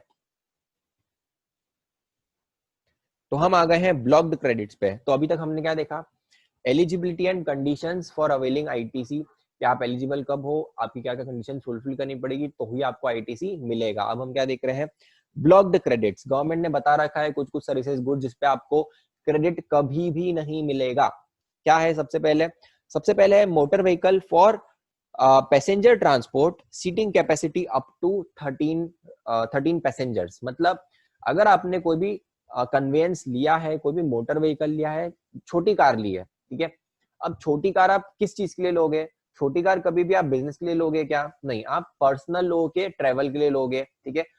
हो सकता है वो बिजनेस पर्पज से भी हो, लेकिन गवर्नमेंट क्या बोलती है कि जनरली वो क्या होती है, अब आप उसको यूज भी हर चीज में करते हो। छोटी कार है तो डायरेक्टर के लिए, तो डायरेक्टर उसको पर्सनल पर्पज के लिए भी लेगा, ठीक है। जरूरी तो नहीं, मतलब ऐसा नहीं करेगा कभी कि वो पर्सनल कार अलग ले और एक बिजनेस के लिए कार अलग ले। तो जनरली गवर्नमेंट को क्या लगता है कि जो कार्स है ये आप दोनों चीजों में यूज करते हो, उसका प्रपोर्शन करना भी बहुत डिफिकल्ट है कि कितना टाइम बिजनेस में यूज किया, कितना वो डायरेक्टर के बच्चों को स्कूल लेने गई थी वो कार। तो गवर्नमेंट ने क्या बोला, हम इसको क्रेडिट आपको नहीं देंगे। जनरली क्या होता है, वो आप किस लिए यूज करते हो उसको? पर्सनल पर्पस के लिए, ठीक है।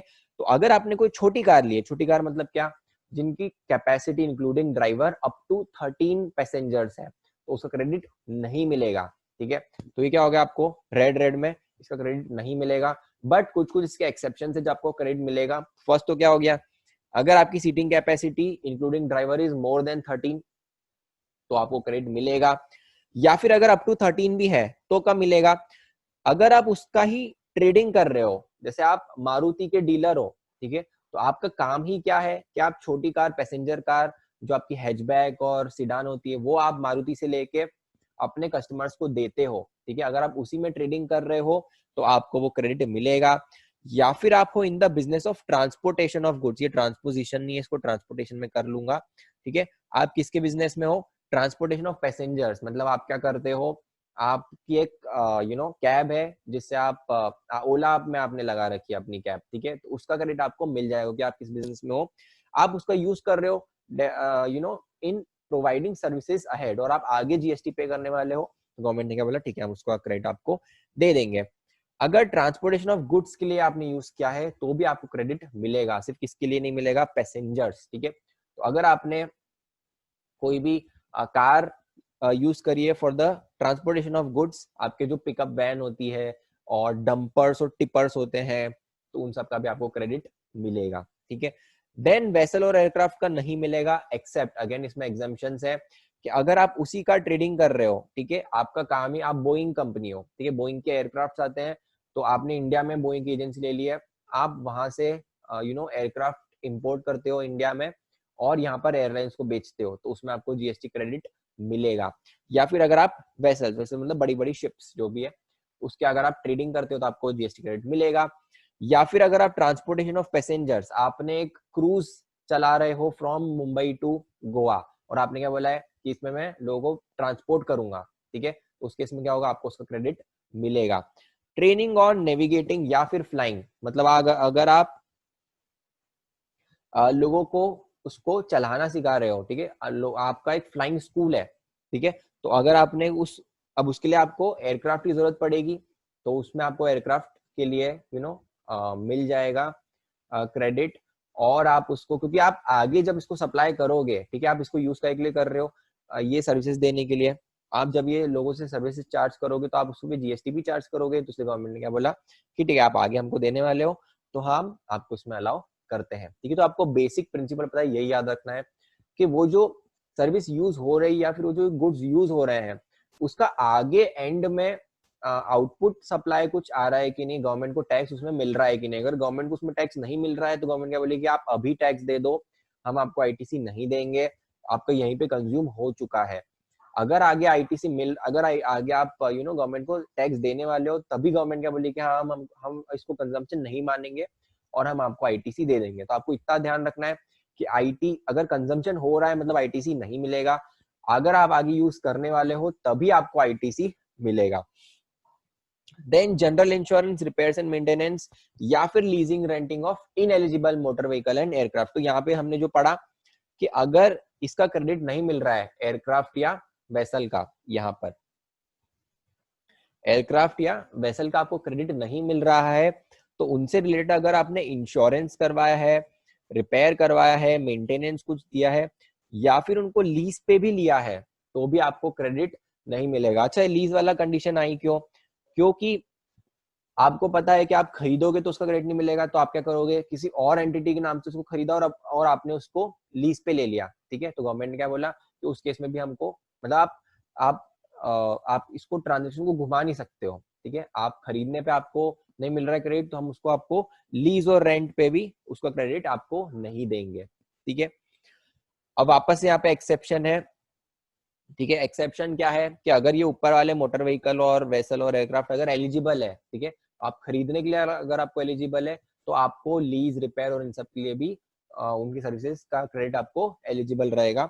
देन अगर आप मैन्युफैक्चरर हो और आपने उनका इंश्योरेंस करवा रखा है, रिपेयर करवाया है, जैसे हुंडई का आपके पास डीलरशिप है, ठीक है, तो हुंडई के पास आपके पास स्टॉक है और वो स्टॉक का आपको इंश्योरेंस कराना पड़ेगा। कभी आग लग गई और सारी कार्स डिस्ट्रॉय हो गई तो आपका तो बहुत लॉस हो जाएगा।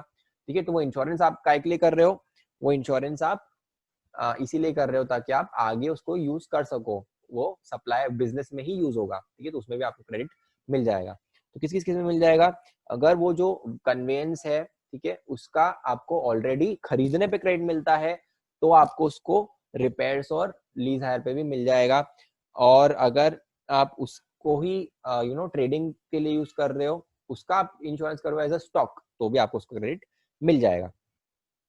देन नेक्स्ट इसका नहीं मिलेगा तो फूड एंड बेवरेजेस। अब फूड एंड बेवरेजेस सबको पता है कि हम लोग फूड एंड बेवरेज हमारा पर्सनल कंजम्पशन के लिए ही यूज करते हैं हम लोग। ठीक है, उससे कुछ बिजनेस ऐसा नहीं होगा कि आप खाना अच्छा खा रहे हो तो आप काम अच्छा करोगे, मतलब that is not directly related कि आप सर्विसेज अच्छी दोगे और वैसा सब। गवर्नमेंट क्या बोलती है, फूड एंड बेवरेजेस तो हमको पता है कि आप पर्सनल कंजम्पशन के लिए ही यूज करते हो। आउटडोर केटरिंग आपने सर्विसेज ली है तो भी आपका पर्सनल कंजम्पशन। ब्यूटी ट्रीटमेंट कभी बिजनेस के लिए हो ही नहीं सकता। देन कॉस्मेटिक एंड प्लास्टिक और लाइफ एंड हेल्थ इंश्योरेंस, ये सब चीजें क्या है आपकी, इसमें आपको क्रेडिट नहीं मिलेगा क्योंकि ये पर्सनल कंजम्पशन ऑफ योर और योर एम्प्लॉइज पर्सनल कंजम्पशन के लिए है ये, तो इसमें आपको क्रेडिट नहीं मिलेगा। बट इसमें भी कुछ एक्सेप्शन है जो आपको क्रेडिट मिल जाएगा। अगर आप सेम कैटेगरी ऑफ सप्लाई कर रहे हो, मतलब मुझे एक मैरिज पार्टी का ऑर्डर आया कि आप यहाँ पे ऑर्गेनाइज करो और आप अपनी केटरिंग करो। ठीक है, तो मैं क्या करूंगा, अब मैं वहां पर जो सिटी में मेरे पास ऑर्डर आया है वहां पर मेरा कुछ प्रेजेंस नहीं है, तो मैं वहां पर एक जिसका ऑलरेडी प्रेजेंस हो केटरिंग वाले का, उसको क्या बोलूंगा कि आप यहाँ पे सर्विस प्रोवाइड कर दो। तो इन शॉर्ट हो क्या रहा है कि ये आपका मतलब जो जिसकी शादी होने वाली है वो ये हो आप, ठीक है, और ये है दूसरा केटरर। ठीक है, अब इन शॉर्ट हो क्या रहा है, आप सर्विसेज दे रहे हो फॉर दिस पार्टी और आप सर्विसेज ले रहे हो एक लोकल केटरर से, तो ये वाला जो ट्रांजैक्शन है इसमें आपको क्रेडिट मिलेगा। ठीक है, क्योंकि आप सेम लाइन ऑफ बिजनेस में आगे सप्लाई कर रहे हो तो इसलिए आपको उसका क्रेडिट मिल जाएगा। और आप उसको यूज कब करोगे, जब आप यहाँ पे जैसे आपने 200 में सप्लाई कर दिया, 150 आपकी कॉस्ट लगी, तो यहाँ पे आप आईटीसी लेके यहाँ पे उसका यूज कर सकते हो पेमेंट के लिए। ठीक है, इसको क्रेडिट नहीं मिलेगा यहाँ पर, ये वाले लेग पे जिसकी शादी हो रही है उसको क्रेडिट नहीं मिलेगा, क्योंकि वो क्या है, फॉर पर्सनल कंजम्पशन, बट ये वाला क्रेडिट आपको मिलेगा। ठीक है, तो आपने कोई भी चीज अगर सब कॉन्ट्रैक्ट करी है सेम सेम बिजनेस में, तो आपको उसमें जीएसटी मिलेगा। ठीक है, provided by employer to employee under statutory obligation. अब अगर आपने ऐसे ही कुछ सर्विसेज दी है, यू नो, एम्प्लॉयर ने एम्प्लॉयर को ऐसी कुछ सर्विसेज दी है without any you know obligation, जैसे अगर आपने एक योगा सेशन ऑर्गेनाइज करवाया अपने प्रीमाइसेस में एम्प्लॉइज के लिए, तो जो योगा ट्रेनर आ रहा है वो आपको जीएसटी लगाएगा। ठीक है, उस केस में आपको उसका क्रेडिट नहीं मिलेगा, क्योंकि आपने वो, it is not a statutory obligation. But अगर फैक्ट्रीज एक्ट में लिख दिया है कि फॉर एग्जांपल आपको सबको फूड देना है, ठीक है, उसके लिए अगर आप फूड एंड बेवरेजेस ऑर्डर कर रहे हो, उसके लिए आप फूड एंड बेवरेजेस अगर खरीद रहे हो, जो कि आपको स्टैट्यूटरी ऑब्लिगेशन है ये देने की, तो आप उसमें उसका क्रेडिट ले सकते हो। ठीक है, then works contract and construction of immovable property. अब इमूवेबल प्रॉपर्टी अगर आप बनवा रहे हो खुद, आपको एक बिल्डिंग बनानी है, उसके लिए आप सीमेंट खुद लेके आए, देन यू नो जो आपकी सैंड होती है वो लेके आए, और सब चीजें लेके आए, और आप उसको कुछ सिविल स्ट्रक्चर बनवा रहे हो, तो उसमें आपको क्रेडिट नहीं मिलेगा, क्योंकि जब वो इमूवेबल प्रॉपर्टी बन जाएगी, अगर आप उसको बेचोगे आगे, तो आप उस पर जीएसटी पे करोगे क्या? नहीं करोगे, इसलिए आपको उस टाइम में क्रेडिट भी नहीं मिलेगा। या फिर अगर आपने डायरेक्टली वर्क्स कॉन्ट्रैक्ट दे दिया है कि एक कॉन्ट्रैक्टर को बोला है कि आप ही अपना मटेरियल लेके आओ, आप ही अपना लेबर लेके आओ और बना दो हमारी इमूवेबल प्रॉपर्टी, तो आपको क्रेडिट नहीं मिलेगा। इसमें भी एक्सेप्शंस है। तो एक्सेप्शंस क्या है? अगर आप कंस्ट्रक्ट करवा रहे हो प्लांट एंड मशीनरी, तो प्लांट एंड मशीनरी का आपको क्रेडिट मिलेगा। प्लांट एंड मशीनरी क्या होता है वो हम आगे डेफिनेशन देख लेंगे, इक्विपमेंट और ये सब चीजें। तो वो अगर इमूवेबल प्रॉपर्टी भी हुई, जैसे अगर आपने देखा हो जो बिल्डर्स होते हैं, ठीक है, कभी आपने अगर बिल्डिंग बनते हुए देखी हो, तो क्या होता है कि लंबी लंबी जो बिल्डिंग्स होती है उसमें बड़ी बड़ी क्रेन्स लगती है, राइट। तो वो क्रेन से कुछ भी जो गुड्स रहते हैं ऊपर ले जाने के लिए, तो वो क्रेन्स होती है। वो क्रेन्स आपको क्या लगेगा कि तो इमूवेबल प्रॉपर्टी है, लेकिन वो क्या है, वो plant and machinery, it is an equipment use for making that immovable property. और अगर आप, जैसे बिल्डर के अंदर घुस ही चुके हैं, तो मैं आपको बताता हूँ, अगर आप वो जो फ्लैट्स है वो बिफोर कंप्लीशन सर्टिफिकेट बेच रहे हो, तो मतलब आपको आगे जीएसटी पे करना है, तो आप उसका क्रेडिट ले सकते हो। ठीक है, उसको आप इमूवेबल प्रॉपर्टी नहीं मानोगे। Then value of supply not capitalise. तो अगर आपने कुछ सप्लाई, जैसे अगर आपने बिल्डिंग में रिपेयर्स करवाए हैं, ठीक है, अब रिपेयर्स करवाए हैं तो सिविल स्ट्रक्चर पे रिपेयर करवाया है, बट अगर आपने उसका क्रेडिट नहीं लिया है, तो गवर्नमेंट क्या मानती है कि दीज आर रेवेन्यू एक्सपेंडिचर, या आपने इमूवेबल प्रॉपर्टी के लिए नहीं किया है। अगर आपने उसको कैपिटलाइज कर दिया, मतलब तो क्या कर दिया, आप उस पर डेप्रिसिएशन उसको ऐड कर दोगे बिल्डिंग में, उसका डेप्रिसिएशन क्लेम करोगे। तो गवर्नमेंट ने क्या बोला कि अगर आप उसको कैपिटलाइज नहीं कर रहे हो, तो आप उसका जीएसटी ले सकते हो, क्रेडिट ले सकते हो। देन अगर आपका बिजनेस का ही कंस्ट्रक्शन का ही बिजनेस है, तो भी आप उसका क्रेडिट ले सकते हो। आपको एक ऑर्डर मिला एक बिल्डिंग बनाने का, उसके लिए आपने क्या किया, आपने उसको सब कॉन्ट्रैक्ट कर दिया, तो जो आपका सब कॉन्ट्रैक्टर आपको जीएसटी चार्ज कर रहा है, उसका आप क्रेडिट ले सकते हो। ठीक है, सेम एज दिस, यहाँ पे जो हमने केटरिंग वाला एग्जांपल लिया था, सेम यहाँ पर भी आप उसका क्रेडिट ले सकते हो सब कॉन्ट्रैक्टिंग में। देन कुछ लोग दे रखे हैं जिनको क्रेडिट कभी भी नहीं मिलता है, तो जो कंपोजिशन डीलर है उनको क्रेडिट नहीं मिलता है। कंपोजिशन डीलर को क्रेडिट क्यों नहीं मिलता है? क्योंकि उनको जो जीएसटी पे करना पड़ता है वो जेब से करना पड़ता है। अगर आपको ध्यान हो, कंपोजिशन वाला जो आपका वो है रेट, जैसे 1% आपको पे करना है ना, तो आपने 100 रुपए की सर्विसेज दी है, तो 1% आपका 1 रुपी। अब ये 1 रुपी ना तो आप चार्ज कर सकते हो अपने कस्टमर से, ना तो आप क्रेडिट कर सकते हो।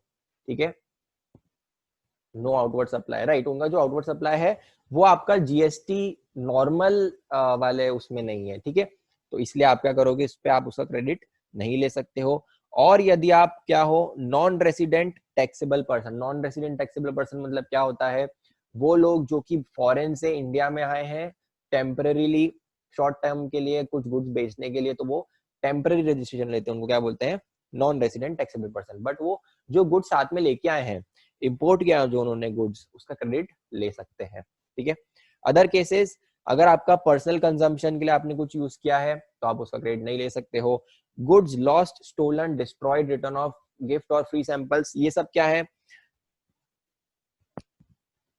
इन सब का मतलब क्या हुआ कि ये सब जो है इसमें आप आगे जीएसटी पे नहीं करने वाले हो, आपके गुड्स चोरी हो गए, ठीक है, तो गवर्नमेंट को क्या मान लेगी कि चोरी हो गए, मतलब क्या आपने कंज्यूम कर लिए, मतलब आपको जीएसटी पे करना पड़ेगा। डिस्ट्रॉय हो गए हैं, राइट ऑफ कर दिया है, या फिर आपने फ्री में दे दिए हैं, फ्री में दे दिए तो भी उस पर जीएसटी नहीं लगता है, ठीक है, क्योंकि आपको कंसिडरेशन नहीं है, तो आपको आगे जीएसटी नहीं पे करना है। तो गवर्नमेंट क्या मान लेती है, अगर आप जीएसटी आगे पे नहीं करने वाले हो, मतलब आप हम मान लेंगे कि आज ही आपने कंज्यूम कर लिया है, हम आपको उसको क्रेडिट नहीं देंगे, आपने ले लिया है तो आपको रिवर्स करना पड़ेगा। Then tax paid in fraud cases, detention, confiscation, मतलब जैसे आपने कुछ फ्रॉड किया है, उसके लिए आपको जीएसटी पे करना पड़ रहा है अपने इनपुट पे, तो आप उसका क्रेडिट नहीं ले सकते हो अगर फ्रॉड के केस में है वो तो, या फिर डिटेंशन या कॉन्फिस्केशन, या कॉन्फिस्केट हो गए आपके गुड्स, ठीक है। जैसे फॉर एग्जांपल आप कुछ गुड्स खरीद रहे हो जो कि आपने विदाउट इनवॉइस खरीद लिया, ठीक है, वो सामने वाला भी रजिस्टर्ड था, ठीक है, तो आप पकड़ा गए, अब क्या होगा, गवर्नमेंट को आपको टैक्स तो पे करना पड़ेगा, तो सामने वाले ने टैक्स पे कर दिया, अब बट ये इसमें आपका भी उसमें आपने क्रेडिट नहीं दिखाया था पहले, अब वो आपसे पैसे मांग रहा है कि अब ये तो जीएसटी हो गया है तो आपको मुझे पैसे देने पड़ेंगे, अब आप उसको टैक्स दे रहे हो, बट आप उस केस में उसका क्रेडिट नहीं ले सकते हो क्योंकि आपने फ्रॉड किया था, तो आपको आईटीसी अलाउड अब नहीं है, ठीक है। अब इसके एग्जांपल्स देख लेते हैं, तो ये भी आप एक बार एक्ट की लैंग्वेज भी पढ़ लेना, तो यहाँ पर भी मैंने वैसे ही दे रखा है, जो रेड और ग्रीन है सेम कलर स्कीम है, कि किसका क्रेडिट अलाउड नहीं है, किसका क्रेडिट अलाउड है, ये सब मैंने वहां पे चार्ट में भी कवर कर रखा है, तो ये पूरी टेबल है, एक बार आप इसको पढ़ लेना, ठीक है। ये प्लांट एंड मशीनरी की डेफिनेशन है कि इसमें क्या क्या आता है, तो apparatus, equipment, machinery fix to the earth by foundation और structural support that is used for making outward supply of goods और सर्विसेज, तो कुछ भी आपका जो अर्थ से अटैच्ड है, तो उस केस में भी आपको वो प्लांट, वो इमूवेबल प्रॉपर्टी, मतलब वो हिला नहीं सकते हो आप, ठीक है, बट उसको क्या मानेंगे, प्लांट एंड मशीनरी, और उसको बनवाने के लिए अगर आपने कुछ सर्विस या गुड्स लिए हैं तो उसका क्रेडिट आपको मिलेगा। बट इसमें क्या क्या चीजें नहीं आएगी, स्पेसिफिकली एक्सक्लूडेड है कि लैंड, बिल्डिंग और सिविल स्ट्रक्चर है, ठीक है, अगर वो प्लांट एंड मशीनरी आप उसको बोल रहे हो तो उसको हम इंक्लूड नहीं करेंगे। टेलीकॉम टावर्स अगर आप बनवा रहे हो तो उस पर भी जीएसटी आपको क्रेडिट नहीं मिलेगा, या फिर अगर पाइपलाइंस आउटसाइड फैक्ट्री प्रीमाइसेस है तो उस पर भी हम लोग क्रेडिट नहीं देंगे, ठीक है। देन कुछ क्लैरिफिकेशन है ऑन प्रमोशन स्कीम्स, वो क्या होती है, अगर आपने फ्री सैंपल्स दिए हैं तो आपको आईटीसी नहीं मिलेगा क्योंकि सामने वाला आगे वाला आपका आप जो आउटवर्ड सप्लाई कर रहे हो वो कंसीडरेशन के लिए नहीं है, तो वो उसको क्या मानेंगे कि it is not for consideration. Then buy one get one free, अब इसमें क्या होता है, जैसे फॉर एग्जांपल आप शैम्पू लेने गए, ठीक है, कौन सा शैम्पू, तो क्लिनिक प्लस, ठीक है, क्लिनिक प्लस के आपको बाय वन गेट वन मिल रहा है, तो इसका मतलब ये नहीं है कि ये आपका पैसे दे के ले रहे हो और ये आपका फ्री है, तो इस पे आपको रिवर्स करना पड़ेगा क्रेडिट। गवर्नमेंट क्या मानती है कि जो आप प्राइस पे कर रहे हो वो आपने एक की प्राइस में ही दोनों की प्राइस वसूल कर ली है, तो आपको क्रेडिट रिवर्स करने की जरूरत नहीं है, ठीक है, इसको आप फ्री ऑफ कॉस्ट सप्लाई नहीं मानेंगे। देन डिस्काउंट, अगर आप बाय मोर सेव मोर वाला डिस्काउंट है उसमें आप दे रहे हो तो भी क्या मान लेंगे, आपको आईटीसी पे कोई अफेक्ट नहीं होगा, आप आईटीसी पूरा ले सकते हो। और सेकेंडरी डिस्काउंट क्या हमने देखा था कि वो पोस्ट सेल डिस्काउंट जिसमें या तो कॉन्ट्रैक्ट में लिखा हुआ ही नहीं था, या फिर सामने वाला क्रेडिट रिवर्स नहीं कर रहा है, तो आपको उसको डिडक्ट नहीं कर सकते हो आप अपनी वैल्यू में, राइट। तो अगर ये सेकेंडरी डिस्काउंट है तो उस केस में भी आपको आगे उसका क्रेडिट नहीं, मतलब आप उसकी वैल्यू आपने कम नहीं की तो उसमें भी आपको क्रेडिट रिवर्स करने की फिर जरूरत नहीं है, ठीक है, क्योंकि आपने वैल्यू में ऐड नहीं किया है वो, ठीक है, सॉरी वैल्यू में ऐड किया है, डिडक्ट नहीं किया है, तो आपको उसका आईटीसी रिवर्स करने की भी जरूरत नहीं है, ठीक है। Then clarification on time expired drugs and medicine, अब ये क्या होता है ड्रग्स एंड मेडिसिन, तो आपने देखा होगा हरी सारी ड्रग्स और मेडिसिन में एक्सपायरी डेट होती है, ठीक है, तो जो मैन्युफैक्चरर है वो होलसेलर को कुछ मेडिसिन भेजी है, अब जब मेडिसिन भेजी है तो एक्सपायर हो गई 2-3 साल बाद, तो होलसेलर क्या करता है वो मेडिसिन वापस से मैन्युफैक्चरर को दे देता है। अब ये जो वापस से दे रहे हैं ना वो दो वे में दे सकते हैं, या तो एक फ्रेश सप्लाई मान लो इसको कि ये फ्रेश सप्लाई है फ्रॉम होलसेलर टू मैन्युफैक्चरर को और उस पर जीएसटी चार्ज करो, उस पर क्रेडिट मैन्युफैक्चरर को मिल जाएगा, या फिर अगर आप एक मैन्युफैक्चरर क्या करेगा एक क्रेडिट नोट इशू कर देगा, ठीक है, क्रेडिट नोट इशू करा तो होलसेलर को उसका क्रेडिट रिवर्स करना पड़ेगा, ठीक है। तो ये जो सेकंड वाला लग गया, अगर ये फ्रेश सप्लाई मानेंगे तो मैन्युफैक्चरर उसका क्रेडिट ले सकता है। गवर्नमेंट ने यहाँ पे क्लैरिफाई किया है कि it is in the course of business, आप उसका क्रेडिट ले सकते हो। अब हमको एग्जांपल्स देखना है, तो फटाफट एग्जांपल्स देख लेते हैं। आईटीसी ऑन कार्स आपको बताना है, ठीक है। ITC on cars purchase bye manufacturing company for official use of it's employees, employees के लिए यूज हो रही है कार, ठीक है। अब बताओ एलिजिबल के इनएलिजिबल? मोटर व्हीकल कब एलिजिबल होता है? जब उसकी या तो सीटिंग कैपेसिटी मोर देन 13 हो, या फिर आप उसके या फिर उसके ट्रेडिंग के लिए यूज कर रहे हो, ठीक है, तभी यूज होता है। इसमें आपको एलिजिबल नहीं है तो ये इनएलिजिबल होगा, तो मैं IN लिख लेता हूँ, ठीक है, इनएलिजिबल। देन सेकंड क्या है हमारा, ITC on cars purchase by a car dealer for sale to its customers. बताओ, अब जो कार डीलर है वो ट्रेडिंग ही कर रहा है उसमें, ठीक है। आपका हुंडई का जो आपका ये है डीलर वो, ठीक है, तो ये क्या हो जाएगा आपका eligible. ITC on cars purchased by a company engaged for renting out cars for transportation of passengers। तो आप देते काय के लिए, आपको आउटवर्ड सप्लाई क्या है, ट्रांसपोर्टेशन ऑफ पैसेंजर्स, आपको मिलेगा क्या क्रेडिट? हाँ, आपको क्रेडिट मिलेगा। ITC on cars purchased by car driving school। बताओ कार ड्राइविंग स्कूल के केस में क्या होगा? एलिजिबल, एलिजिबल रहेगा कार ड्राइविंग स्कूल। अच्छा हाँ, शायद आई थिंक इसमें ये मिस हो गया है, यहाँ पर भी कार ड्राइविंग स्कूल भी ऐड करना है मुझे। तो अगर आपने वेसल या एयरक्राफ्ट भी कार ड्राइविंग के लिए यूज, सॉरी, ट्रेनिंग और नेविगेशन के लिए यूज किया तो उसमें भी मिलेगा, और यहाँ पे कार ड्राइविंग स्कूल में भी मिलेगा, यहाँ पे मैं ऐड कर दूंगा, ठीक है। तो आपको क्रेडिट मिलेगा, सेम लॉजिक है दोनों में, ठीक है। आईटीसी ऑन बसेस जिसकी कैपेसिटी कितनी है, 24 है, purchase by company for transportation of employees from residence to office and back. बताओ, जैसे ही आपका 13 से ज्यादा हो गया, ये क्या हो गया आपका eligible. Trucks purchase by company for transportation of finished goods. बताओ eligible. Aircraft purchase by a manufacturing company for official use of its CEO। तो रिलायंस ने अगर एयरक्राफ्ट खरीदा, प्राइवेट जेट, ये मुकेश अंबानी उसमें घूमने जाएंगे, तो ये इनएलिजिबल हो जाएगा। ITC on aircraft purchase by aviation school providing training on flying aircraft, तो ये आपका क्या हो जाएगा, एलिजिबल हो जाएगा। Then general insurance taken on company car, जो कि यूज कर रहा है, एम्प्लॉइज यूज कर रहे हैं, और कंपनी किस चीज की है, मैन्युफैक्चरिंग कंपनी है, फॉर ऑफिशियल पर्पस, ये इनएलिजिबल हो जाएगा। अच्छा गाइज, आप मुझे ना 2 मिनट दो, मैं इसका चार्जर लेके आता हूँ, अदरवाइज मेरा आईपैड बंद हो जाएगा, तो सिर्फ 1 सेकंड में मैं जाकर आया।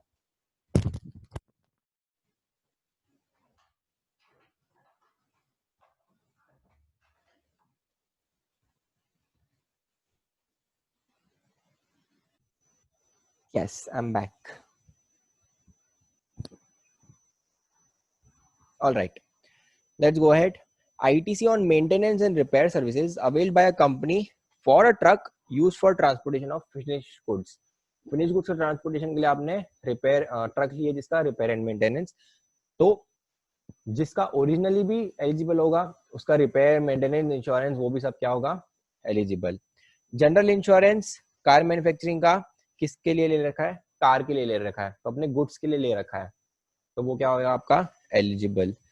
Then manufacturing company purchases food items being serve to its customers, और उसके लिए आगे चार्ज भी नहीं कर रहे हैं, फ्री ऑफ कॉस्ट, ये क्या हो जाएगा, इनएलिजिबल हो जाएगा।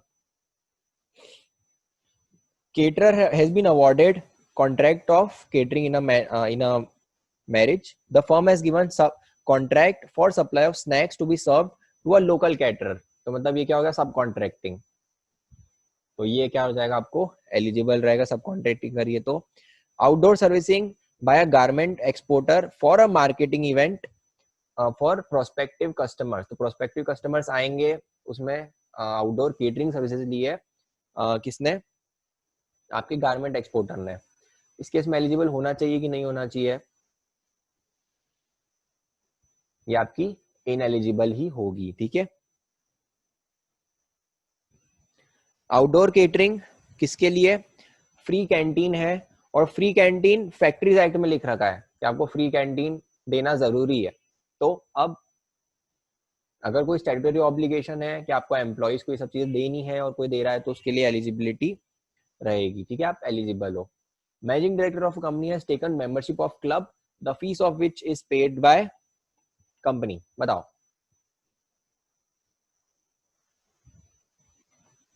ये आपका क्या हो जाएगा? इनएलिजिबल हो जाएगा, right.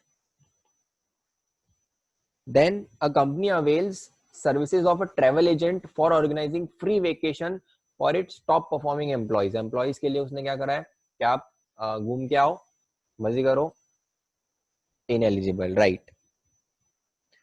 ITC on works contract services by a software company for construction of its office. ठीक है, ऑफिस बिल्डिंग बनवा रहा है एक, कौन? Software company. अब इसके लिए क्या होगा? इनएलिजिबल होगा। Works contract of Noida has been awarded, a works contractor of Noida has been awarded a contract for construction of a commercial complex in Lucknow. The firm avails services of a subcontractor for construction of complex. बताओ ITC मिलेगा कि नहीं मिलेगा? अगर आप same चीज सब contract कर रहे हो तो उसका ITC आपको मिलेगा। ITC on works contract availed by automobile company for construction of a foundation on which a company to be used in the is mounted permanently. अब यहाँ पे ना आपको ये बताना पड़ेगा कि इसका ये मशीनरी है, तो ये प्लांट एंड मशीनरी की बात चल रही है। अब बताओ प्लांट एंड मशीनरी के लिए इसमें क्या होगा? तो ये क्या हो जाएगा? आपका एलिजिबल होगा, ठीक है। देन ITC ऑन फाउंडेशन है, लेकिन अगर आपने फाउंडेशन भी बनवाया ना प्लांट एंड मशीनरी के लिए, तो वो भी आपको मिल जाएगा, ठीक है। उसका अगर आपको बस वही है क्या, इसमें मैं वही बोल रहा था आपको कि इसमें ITC का लिखना पड़ेगा, सॉरी ITC क्या, आपको कैपिटलाइजेशन का, कि वो उन्होंने कैपिटलाइज नहीं किया है, ठीक है, कैपिटलाइज नहीं किया है, तो आपको ITC मिल जाएगा, ठीक है। Then ITC on works contract services availed by a manufacturing company, pipelines के लिए है, लेकिन ये पाइपलाइंस नहीं है, this is this is for machinery. अगर स्पेसिफिकली आपको पाइपलाइंस बोल रखी है या फिर टावर बोल रखा है तो ही आप उसको मत लेना, ठीक है। मैन्युफैक्चरिंग कम, हाँ पाइपलाइन, सॉरी मैं पिछले वाले पे ही था, तो ये आपका क्या हो जाएगा? इनएलिजिबल पाइपलाइन से, इसलिए। Then consulting firm has availed services of works contract for repair of its office, जिसका एक्सपेंडिचर डायरेक्टली कहाँ पे डाल दिया है? प्रॉफिट एंड लॉस में डाल दिया है। अब क्या होगा बताओ? ये एक्सपेंस आउट कर दिया, इनको कैपिटलाइज नहीं किया है, तो आपको उसका क्रेडिट आप ले सकते हो। टेलीकम्युनिकेशन सर्विसेज है जिसने वर्क्स कॉन्ट्रैक्ट क्या कर रखा है? For repair of its office building, और उसको कैपिटलाइज कर दिया है। अब बताओ, इनएलिजिबल। जैसे आपने कैपिटलाइज कर दिया है, आप उसमें डेप्रिसिएशन भी ले रहे हो, मतलब वो आपका इमोबल प्रॉपर्टी का पार्ट बन रहा है। Mr. Company buys cement, tiles, etc. and avails services of architect for construction of its office building. तो ये तो very simple, it is ineligible, ठीक है। मैं आगे बढ़ रहा हूँ, 25th पे जा रहा हूँ अब, ठीक है। A builder procures cement, paint, iron rods, services of contractor, interior designer for construction of commercial complex for one of its clients. बताओ, ये आपका कंस्ट्रक्शन सर्विसेज है, तो आपकी एलिजिबल हो जाएगी। A company buys cement और ये सब चीजें, the company has booked such expenses in its books of account. तो आपने जो ये सब चीजें खरीदी है, आप मतलब छोटा सा कुछ रिपेयरिंग होगा, ठीक है, सिविल स्ट्रक्चर का भी हुआ, अगर आपने उसको कैपिटलाइज नहीं किया है तो आप एलिजिबल हो। Goods and services used by automobile company for construction of its foundation on which machinery is to be mounted, और उसको कंपनी ने क्या कर रखा है? कैपिटलाइज कर दिया है, तो आपका क्या हो जाएगा बताओ? हो जाएगा आपका ineligible. Then a manufacturer has availed ITC of 10 rupees at the time of manufacturing of medicines बनाई है, और 100 रुपए का ITC, सॉरी 100 रुपए की उसकी वैल्यू है, 10 रुपए का ITC लिया है। उसने जब बेचा मेडिसिन किसको बेच दिया? होलसेलर को। अब होलसेलर के बाद क्या हो गया? वो एक्सपायर हो गई है, ठीक है, तो एक्सपायर जब हो गई है तब वापस से होलसेलर ने मैन्युफैक्चरर को दिया है, और होलसेलर ने मैन्युफैक्चरर को एज अ फ्रेश सप्लाई वापस दिया है, और जीएसटी कितना चार्ज करा है? 15 रुपए। अब कितना आईटीसी ले सकते हैं कि नहीं? सबसे पहले तो जो मैन्युफैक्चरर वापस से आईटीसी ले सकता है क्या? तो एक क्लैरिफिकेशन है कि आप वापस से आईटीसी ले सकते हो। वो कितना लोगे? 15 लोगे, राइट। आपने पहले 10 लिया था, अभी आपने बेचा तो उसको यूज कर लिया होगा 10 को, ठीक है। वापस से आपके पास आ रहा है तो आप 15 का ले लोगे, क्योंकि आपको 15 का चार्ज किया है, ठीक है। देन अगर आपकी मेडिसिन, अब आपके पास जो मेडिसिन है, ठीक है, आपके पास आ गई वो 15 रुपए वाली, 15 रुपए उसमें आईटीसी है। अब आप उसको डिस्ट्रॉय कर रहे हो, आपको किसी काम की नहीं है, तो आप उसको एलिजिबल हो कि नहीं इनएलिजिबल? क्योंकि इनएलिजिबल हुआ है तो आपको उसको रिवर्स करना पड़ेगा। तो बताओ,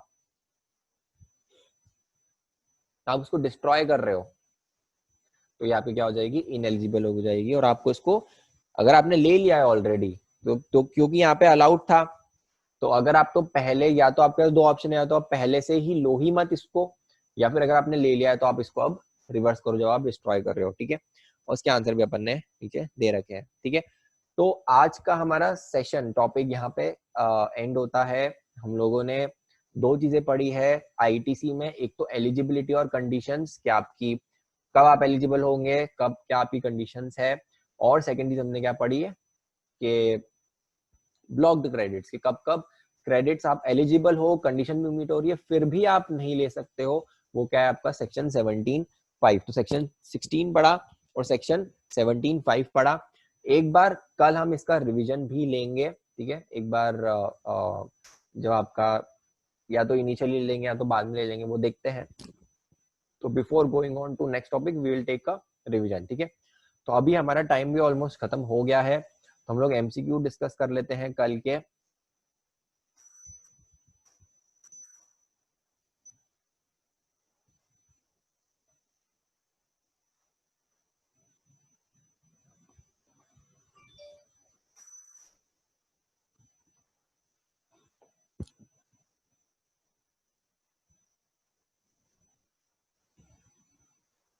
एंड नीडलेस टू मेंशन, अगर आपको कुछ डाउट हो तो यू कैन व्हाट्सएप मी, मैं आपको व्हाट्सएप पे डाउट सॉल्व कर दूंगा।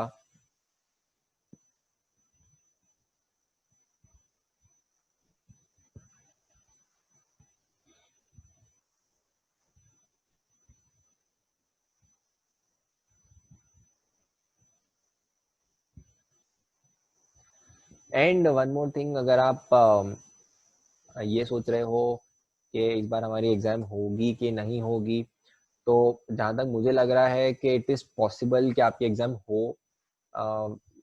पॉसिबिलिटी आप एक एक दो हफ्ते में, अगर सब चीजें नॉर्मलाइज हो रही है धीरे धीरे से, जैसे ही लॉकडाउन खुला, इनफैक्ट इंदौर में अगर मैं देखूँ तो बहुत सी चीजें नॉर्मलाइज हो गई है, तो इट इज पॉसिबल कि जुलाई तक सब चीजें नॉर्मल हो जाए और आपकी एग्जाम हो।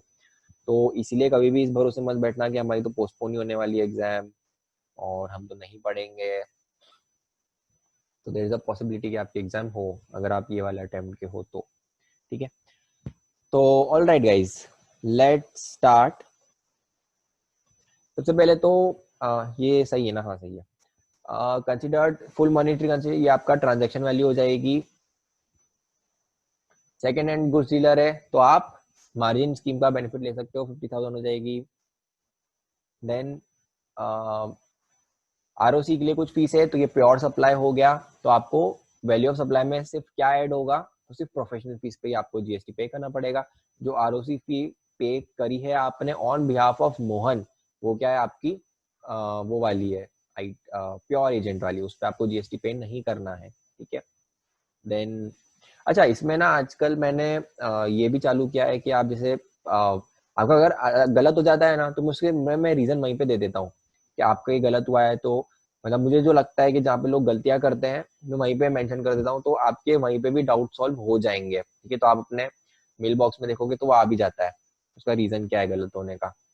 Then Hero cars limited sold a car for 350 to Hero bikes, open market value कितनी है? 5 lakh. Both companies are registered under same PAN, मतलब रिलेटेड है। Value of cars which are of same kind and quality of different company, मतलब kind like kind and quality वाली बात चल रही है, is 6 lakhs. Determine the value of supply keeping in mind के Hero bike can not take ITC of the same. अगर ले सकती होती तो जो इनवॉइस वैल्यू है वही मान लेते. अब देखो इसमें दोनों चीज दे रखी है, एक तो ओपन मार्केट वैल्यू दे रखी है और एक same kind and quality of different company दे रखी है. तो आप क्या प्रेफर करोगे? सबसे पहले हमको क्या देखना पड़ता है? ओपन मार्केट वैल्यू ही. अगर वही दे रखी है तो हम नीचे जाएंगे नहीं. Open market value. ABC limited sold a product for 1 lakh to BCD. Open market value नहीं है आपके पास, सेम काइंड एंड क्वालिटी भी नहीं है. कॉस्ट ऑफ परचेज इज 1,60,000 और ABC होल्ड कितनी करती है? आपकी है 30%. मतलब ये दोनों रिलेटेड है. तो अब इसमें क्या करना पड़ेगा आपको? 110% ऑफ कॉस्ट करनी पड़ेगी. ठीक है, क्योंकि ऊपर के दोनों आपके पास अवेलेबल नहीं है. A sold a product for 50,000 to B. B sell कर रहा है same product to consumer for 60,000 और दोनों फैमिली मेंबर है. तो अब इसमें क्या होगा? आपको कितने में पे करोगे? तो आपको ये होना चाहिए जो सामने वाला सप्लाई कर रहा है उसका 90%, तो आपका 54,000 होना चाहिए. हाँ, तो ये at the option of supplier रहेगा कि अगर आपको चाहो. नहीं, सप्लायर नहीं, ये इसमें फिक्स 54,000 ही रहेगा. ऑप्शन आपके पास अवेलेबल नहीं रहेगा, तो इसका आंसर 54,000 ही होना चाहिए. 54,000 ही डाल रखा है. What shall be the open market value of goods and services in case where the supply is made within related parties और eligible हो? तो जो आपकी इनवॉइस वैल्यू हो जाएगी जो आपने डिक्लेयर करी वही मान लेंगे कि वो आपकी क्या है? Market value. Asim is an air travel agent. He collected 50,000 basic fare. तो बेसिक फेयर पे कितना परसेंट लगता है? बताओ. बेसिक फेयर पे कितना परसेंट और इंटरनेशनल बुकिंग पे कितना परसेंट? 5 और 10. ठीक है, तो 5% और 10% कैलकुलेट करके दोनों को ऐड कर देंगे तो इसमें आंसर आ जाएगा. इजी था ये. What are the conditions prescribed for deduction of discount? अब इसमें क्या होना चाहिए? तो डिस्काउंट अलाउड होना चाहिए, लिंक टू इनवॉइस होना चाहिए, रिवर्सल ऑफ ITC होना चाहिए. ये तो सभी होना चाहिए. तो all of the above. Forex की बात हो गई है. $50,000 परचेज करे हैं एट द रेट ऑफ 70 और RBI रेफरेंस रेट क्या देगा? 70.5. तो आपको क्या करना है? दोनों का डिफरेंस निकालो. 0.5 मार्जिन है. 0.5 पे आप मल्टीप्लाई करोगे 5,000 USD तो आपको 2,500 आपकी वैल्यू ऑफ सप्लाई आ जाएगी. तो C इज द ऑप्शन. हाँ, अब ये है आपका लास्ट टॉपिक था बुक का. पता नहीं आपने पढ़ा कि नहीं पढ़ा. तो जो कन्वर्जन रेट्स होते हैं, अगर आप सर्विसेज की बात करो तो ये जो जनरली एक्सेप्टेड अकाउंटिंग प्रिंसिपल जिसमें आपने एंट्री करी है इंपोर्ट ऑफ सर्विस या एक्सपोर्ट ऑफ सर्विस वो होता है. और जो अगर आप इंपोर्ट करते हो तब उस केस में आपका कस्टम्स वाले प्रोविजन लगते हैं तो वो CBIC रेफरेंस रेट. तो हमने किसकी बात करी है? सर्विस की. तो सर्विस क्या हो जाएगा? जनरली एक्सेप्टेड अकाउंटिंग प्रिंसिपल पे आपको वैल्यू करनी पड़ेगी सर्विस, उस पर आप GST पे करोगे. A deposit which is non refundable, क्योंकि अगर इसमें क्या होना चाहिए? अगर रिफंड नहीं, सॉरी, एक सेकेंड.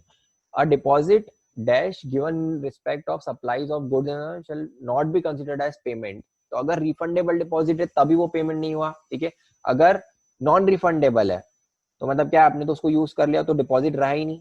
ठीक है, तो रिफंडेबल होना चाहिए और तो उस टाइम सप्लाई नहीं होगा. लेकिन जब आप उसको यूज कर रहे हो एज कंसिडरेशन फॉर सप्लाई तब उसको सप्लाई मानना पड़ेगा. तो इसमें आप ऑप्शन होना चाहिए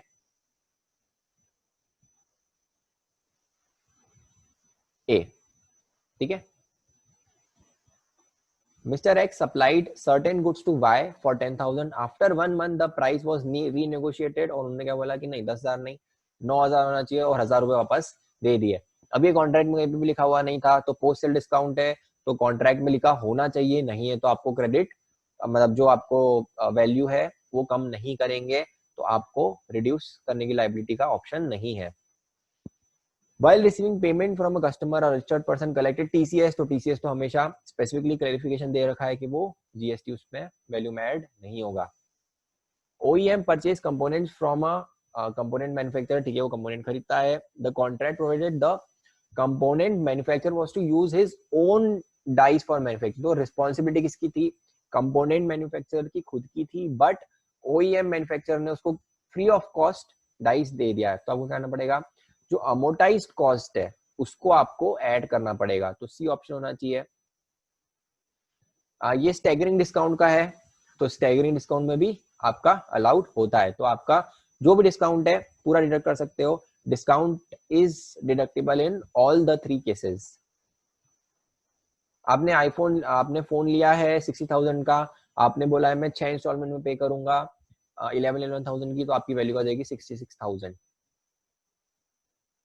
mister P supplies goods through his agent, A issues invoice in his own name, मतलब वो एजेंट है। A offered credit period for 1 month to his customer, will interest be added, तो यस, अगर वो एजेंट है मतलब वो क्या है, वो ही supplying on his own account, और वो जो इंटरेस्ट है वो भी ओन अकाउंट पे चार्ज कर, दोनों क्लब हो सकते हैं, तो इसलिए yes. You supplied some goods on an to a unregistered unrelated customer, जिसने आपको कितना दिया है, 10,000 इन कैश दिया है, and also agreed to do marketing for you, अब आपको मार्केटिंग भी दे रहा है। You generally sell these goods to other people for 20,000, also the customer, जो आपका जो कस्टमर है वो वाली सर्विसेज बाकी लोगों को कितने में देता है, 12,000 में देता है। What will be the value of service of goods. अब ये थोड़ा ट्रिकी था, इसमें क्या ट्रिक थी कि फर्स्ट आपको देखना है open market value. Open market value क्या होती है, मतलब आप वो गुड, जो आप गुड अभी दे रहे हो, वो अगर आप नॉर्मली किसी अनरिलेटेड पर्सन को देते हो या फिर ऐसे पर्सन को देते हो जहाँ पे price is the sole consideration, तो आप कितने चार्ज करते हो, तो वो कितना दे रखा है, 20,000। दूसरा दे रखा है सेकेंड वाला ऑप्शन, कि उसमें आप क्या देखते हो कि जो आपको कंसिडरेशन मिलती है उसकी वैल्यू कितनी है, तो कंसिडरेशन की वैल्यू कितनी है, 22,000। पर अगर आपके पास ओपन मार्केट वैल्यू है तो आप कंसिडरेशन के पास जाओगे क्या, नहीं, तो आपको इसमें आंसर क्या होना चाहिए था, 20,000 ही आंसर होना चाहिए, ओपन मार्केट वैल्यू ही हम कंसिडर करेंगे। A subsidiary of BB transferred raw materials costing 1 lakh to BB, ठीक है, तो ए ने बी को दिया है, दोनों रिलेटेड है, 1 लाख का कॉस्ट का raw material. BP Limited converts these raw materials to finished goods and sells to the customer for 1,20,000. What will be the value of supply? अब यहाँ पर अगेन एक फिक्स था, फिक्स क्या था कि अगर आप किसी को रिलेटेड पार्टी में आपके पास एक ऑप्शन रहता है, ठीक है, 90% वाला, कि आप जिसको रेसिपिएंट को बेच रहे हो, अगर वो रेसिपिएंट फर्दर सप्लाई कर रहा है तो आप उसकी 90% जो वो सप्लाई कर रहा है उसका 90% पे आप वैल्यू कर सकते हो। बट उसमें एक ऑप्शन, उसमें एक कंडीशन है कि वो जो गुड्स है जिस हालत में आपने उसे भेजा है उसी हालत में एज सच सामने वाले को सप्लाई करना चाहिए। उस पर अगर उसने कुछ वैल्यू एडिशन कर दिया तो वो आपका क्या होगा, मतलब उस पर फिर आपको वैल्यू अपनी सप्लाई चेंज करनी पड़ेगी। मैं बताऊं उसका रीजन क्या है। इसका रीजन ये है कि गवर्नमेंट क्या मानती है कि जनरली आपने एक पार्टी से दूसरी पार्टी पे ट्रांसफर किया, तो दूसरी पार्टी उसमें जो अपना मार्जिन है सिर्फ अगर वही ऐड करे तो वो अराउंड 10-11% आता है। गवर्नमेंट ने क्या सोचा कि उसका जो मार्जिन है वो 10-11% के आसपास होना चाहिए। तो अगर सिर्फ वो मार्जिन ही ऐड कर रहा है, वो फ्री में तो करेगा नहीं। आपने गुड्स भेजे अपनी रिलेटेड पार्टी को, अगर वो अनरिलेटेड को सिर्फ मार्जिन ऐड कर रहा है 10% 11%, तो ही हम मानेंगे कि आप यहाँ से बैक कैलकुलेट कर सकते हो। अगर आपने इसमें कुछ वैल्यू एडिशन किया है तो मतलब क्या कर रहे हो आप, उसके बाद वैल्यू एडिशन करके उसकी वैल्यू बढ़ जाएगी, तो उस पे आगे आप उसको सप्लाई कर रहे हो ना, तो वो 10-11 वाला % वाला जो मार्जिन है वो उसमें फिट नहीं बैठता है, तब वो अप्लाई नहीं होगा। ठीक है, तो आपको एज सच सप्लाई करोगे तो ही माना जाएगा कि आप ये 90% वाला बेनिफिट ले सकते हो। देन इन दो, हाँ, तो उसमें होगा क्या, तो उसमें आपका ये कॉस्ट वाला नहीं मिलेगा आपको, सॉरी आगे वाला नहीं मिलेगा, तो आपको कॉस्ट का, हाँ, ये जो कॉस्ट है उस पर आपको 10% ऐड करके 1,10,000 पे जीएसटी पे करना पड़ेगा। एमपी में एक प्लांट है फेल्कॉन मोटर्स का जो कि सेंड कर रहा है some cars to Bhiwandi plant on invoice value of 1 lakh. ठीक है, इनवॉइस वैल्यू कितनी है, 1 lakh. However Bhiwandi plant sells it to its customer for 10 lakhs, तो 10 lakhs में भिवंडी प्लांट बेच रहा है। ओपन मार्केट वैल्यू कितनी है, 8 lakhs है। If the Bhiwandi plant is eligible to claim full ITC, what will be the value of supply that Falcon can adopt. तो अगर फुल आईटीसी मिल रहा है तो आपकी जो इनवॉइस वैल्यू है that will be deemed to be your open market value, तो 1 लाख की हो जाएगी आपकी ओपन मार्केट वैल्यू, और वही आपको मानना है कि सप्लाई है। Cart logistics has 2 offices in India, Maharashtra office and Goa office. तो कुछ गुड्स भेजे हैं, sorry the cost of supply of such services, कुछ सर्विसेज दी है गोवा ने महाराष्ट्र को, उसकी जो कॉस्ट है वो 50,000 है, लेकिन कार्ट लॉजिस्टिक्स क्या बोल रहा है कि हमारे हिसाब से इसकी क्या होनी चाहिए 40,000। तो आपको ध्यान आना चाहिए कि सप्लायर को एक एक ऑप्शनल रूल है कि अगर आप चाहो तो आप वो कॉस्ट वाला रूल इग्नोर करके डायरेक्टली रीजनेबल बेसिस पे आ सकते हो, तो यहाँ पे वो लगेगा और 40,000 आप मान सकते हो। गैम्बलर है कसिनो, 100% ऑफ द बेट, तो पूरा 10,000 पे आपको जीएसटी पे करना पड़ेगा। Maharashtra government organise lottery organise किसने करी है? स्टेट गवर्नमेंट ने। तो आपको कैलकुलेट करना है कितने परसेंट से? 12% के हिसाब से, तो आपका बी ऑप्शन आएगा। EuroX, a forex dealer converts $100 to $88, sorry 88 euros. The RBI reference rate ये दे रखा है, तो अब आप इसमें क्या करोगे? दोनों को INR में कन्वर्ट करो और जो छोटी वाली वैल्यू है उसका 1% आप ले लो, ठीक है। तो इसमें आंसर क्या आ रहा था? इसमें आंसर सी आएगा, ठीक है। तो दोनों को आपको, तो डॉलर को भी आपको इस रेट के हिसाब से INR में कन्वर्ट करना है, तो वो कितना हो जाएगा? 7500 हो जाएगा। और यूरो को भी आपको कन्वर्ट करना है 88 इंटू 83, 88 उसका यूरोज है और 83 उसका कन्वर्जन रेट है, तो वो INR में आ जाएगा। इन दोनों में से जो कम होगा, तो कम कौन सा होगा? तो ऑब्वियसली जो वो दे रहा है वो कम होगा, उसने ज्यादा क्वांटिटी का लिया होगा और कम क्वांटिटी आपको दे रहा होगा, ठीक है। तो जो कम क्वांटिटी है उस पे आपको 1% लगाना है, वैल्यू हो जाएगी, उस पे आपको जीएसटी लगाना है। अब दूसरे साल में उसने क्या करा? EuroX ने 32(2)B, मतलब जो कंपोजिशन वाला, जो स्लैब रेट वाला है, वो कर लिया। तो अब आप क्या करोगे?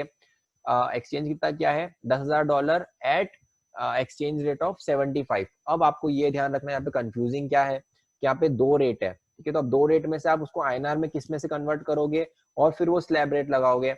तो जैसे ही कंपोजिशन पे आए ना, आपको RBI रेफरेंस रेट को भूल जाना है। कंपोजिशन है तो आपको ज्यादा दिमाग नहीं लगाना है, जितने पे आपने कन्वर्ट किया है वही आपको देखना। 76 को भूल ही जाओ, आपको जो काम है सिर्फ 75 से है, ठीक है। तो वो हम 75 से कन्वर्ट करेंगे तो कितना आ जाएगा? 7,50,000। तो पहले 1 लाख के लिए कितना हो जाएगा? 1%। उसके बाद जो बाकी के आपके 6.5 लाख है उस पर कितना होगा? 0.5%। तो इसका आंसर क्या आएगा? इसका आंसर आ रहा है बी, राइट, ठीक है। देन आगे बढ़ते हैं। Renewed Limited is in the business of trading of second-hand goods. It purchased car from an unregistered person worth 1 lakh and sold it for this. So what will be the value of supply?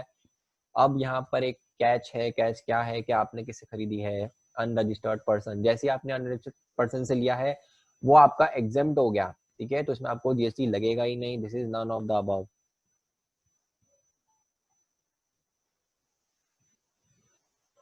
Exempt है, none of the above, ठीक है। Renewed limited bought a second hand TV. अच्छा, मैं आपको एक बार इसका logic भी एक बार बताता हूँ कि गवर्नमेंट ये जो मार्जिन स्कीम है ना, ये एक्चुअल में लाई क्यों? तो गवर्नमेंट क्या चाहती थी कि एक तो ऐसा है कि मतलब हो सकता है इनको नेगेटिव कभी प्रॉफिट हो या ना हो, वैसा उस केस में। दूसरी चीज ये है, जो मेन इंटेंशन था वो ये है कि गवर्नमेंट चाहती है कि एक बार अगर कोई गुड्स पे टैक्स लग गया है तो वापस से, मतलब अगर वो एक बार उस पर टैक्स लग गया है और फिर वो बाहर चला गया, ठीक है। तो जैसे समझ लो आपने नई कार ली, ठीक है, उस कार पे ऑलरेडी एक बार टैक्स लग चुका है, आपने गवर्नमेंट को पे कर दिया है, आपने उसका क्रेडिट भी नहीं लिया, ठीक है। अब जब वापस आप उसको बेच रहे हो, ठीक है, अगर आपने सेकंड हैंड डीलर को बेचा है तो आपने पूरे वो 10 लाख था, ठीक है, 10 लाख की कार थी, उस पर आपने फॉर एग्जाम्पल 28% अगर लगता है, एसयूवी है, ठीक है, तो आपने 2,80,000 पे कर दिया है गवर्नमेंट को, उसका क्रेडिट भी नहीं लिया है, तो गवर्नमेंट के पास उसका पूरा 10 लाख की वैल्यू पे उसके पास टैक्स आ गया है। अब आप बेच रहे हो सेकेंड हैंड डीलर को, ठीक है, सेकेंड हैंड डीलर को आपने 2 लाख में बेचा है और वो 2 लाख से 3 लाख करके बेच रहा है अगर, तो गवर्नमेंट ने क्या बोला है कि वो जो 2 लाख है, ठीक है, उस पे तो ऑलरेडी हमको जीएसटी मिल चुका है, आपने क्रेडिट नहीं लिया है, आप अनरजिस्टर्ड हो तो आपने क्रेडिट नहीं लिया होगा, तो हमको वो जो 2 लाख है उसकी वैल्यू पे तो ऑलरेडी जीएसटी मिल चुका है। अब हमको क्या चाहिए? अगर कुछ वैल्यू एडिशन हो रही है सिर्फ उस पर टैक्स लगना चाहिए, गवर्नमेंट ने क्या बोला कि ठीक है, अगर आप 2 से 3 करके बेच रहे हो तो सिर्फ जो वैल्यू एडिशन है, जो मार्जिन है, सिर्फ उस पे ही हमको जीएसटी पे करो, ठीक है। तो 2 ला के उस पर वापस हम टैक्स नहीं लगाएंगे। तो ये उसका लॉजिक है। Then renewed limited bought a second hand TV for 1000 रुपए, रजिस्टर्ड पर्सन से लिया था। However, due to technical default, renewed limited had to sell at a loss. अब लॉस हो गया है तो गवर्नमेंट क्या बोलेगी, अब लॉस हो गया है तो हम आपसे जीएसटी नहीं लेंगे, ठीक है। तो आपका यहाँ पे क्या हो जाएगा, नील हो जाएगा। After becoming CA, you help the company in all incorporation related assistance from your for which you charged 10,000 for assistance fees, और आपने ये सब चीजें चार्जेस लिए हैं, ठीक है। अब क्या इंक्लूड होंगे, क्या एक्सक्लूड होंगे, तो पैन, आपने सबसे पहले pan card application fees charge by income tax, तो ये आपके स्टैट्यूटरी है, ठीक है। तो ये आपका एज अ प्योर एजेंट हो जाएगा, तो इसमें आपको इंक्लूड नहीं करना है। स्टेशनरी चार्जेस इंक्लूड करोगे। GST registration fees charge by government, ये इंक्लूड नहीं करोगे। Fees charge by ROC for ROC filing in various, मतलब आरओसी की ये भी आपकी प्योर एजेंट वाली सर्विसेज हो गई। होटल एक्सपेंसेस आपके ओपी है, आउट ऑफ पॉकेट एक्सपेंसेस वो ऐड होंगे, इंक्लूड होंगे। ट्रेवलिंग एक्सपेंसेस इंक्लूड होंगे और interest charge on late payment भी इंक्लूड होगा, ठीक है। तो ये आपका वैल्यू ऑफ सप्लाई खत्म हो गया। आई होप आपको समझ में आया हो, और आई होप आपको मजा भी आया हो, और आई होप आपको आज का सेशन भी अच्छा लगा हो। तो आज के लिए फिर हम लोग विदा ले सकते हैं।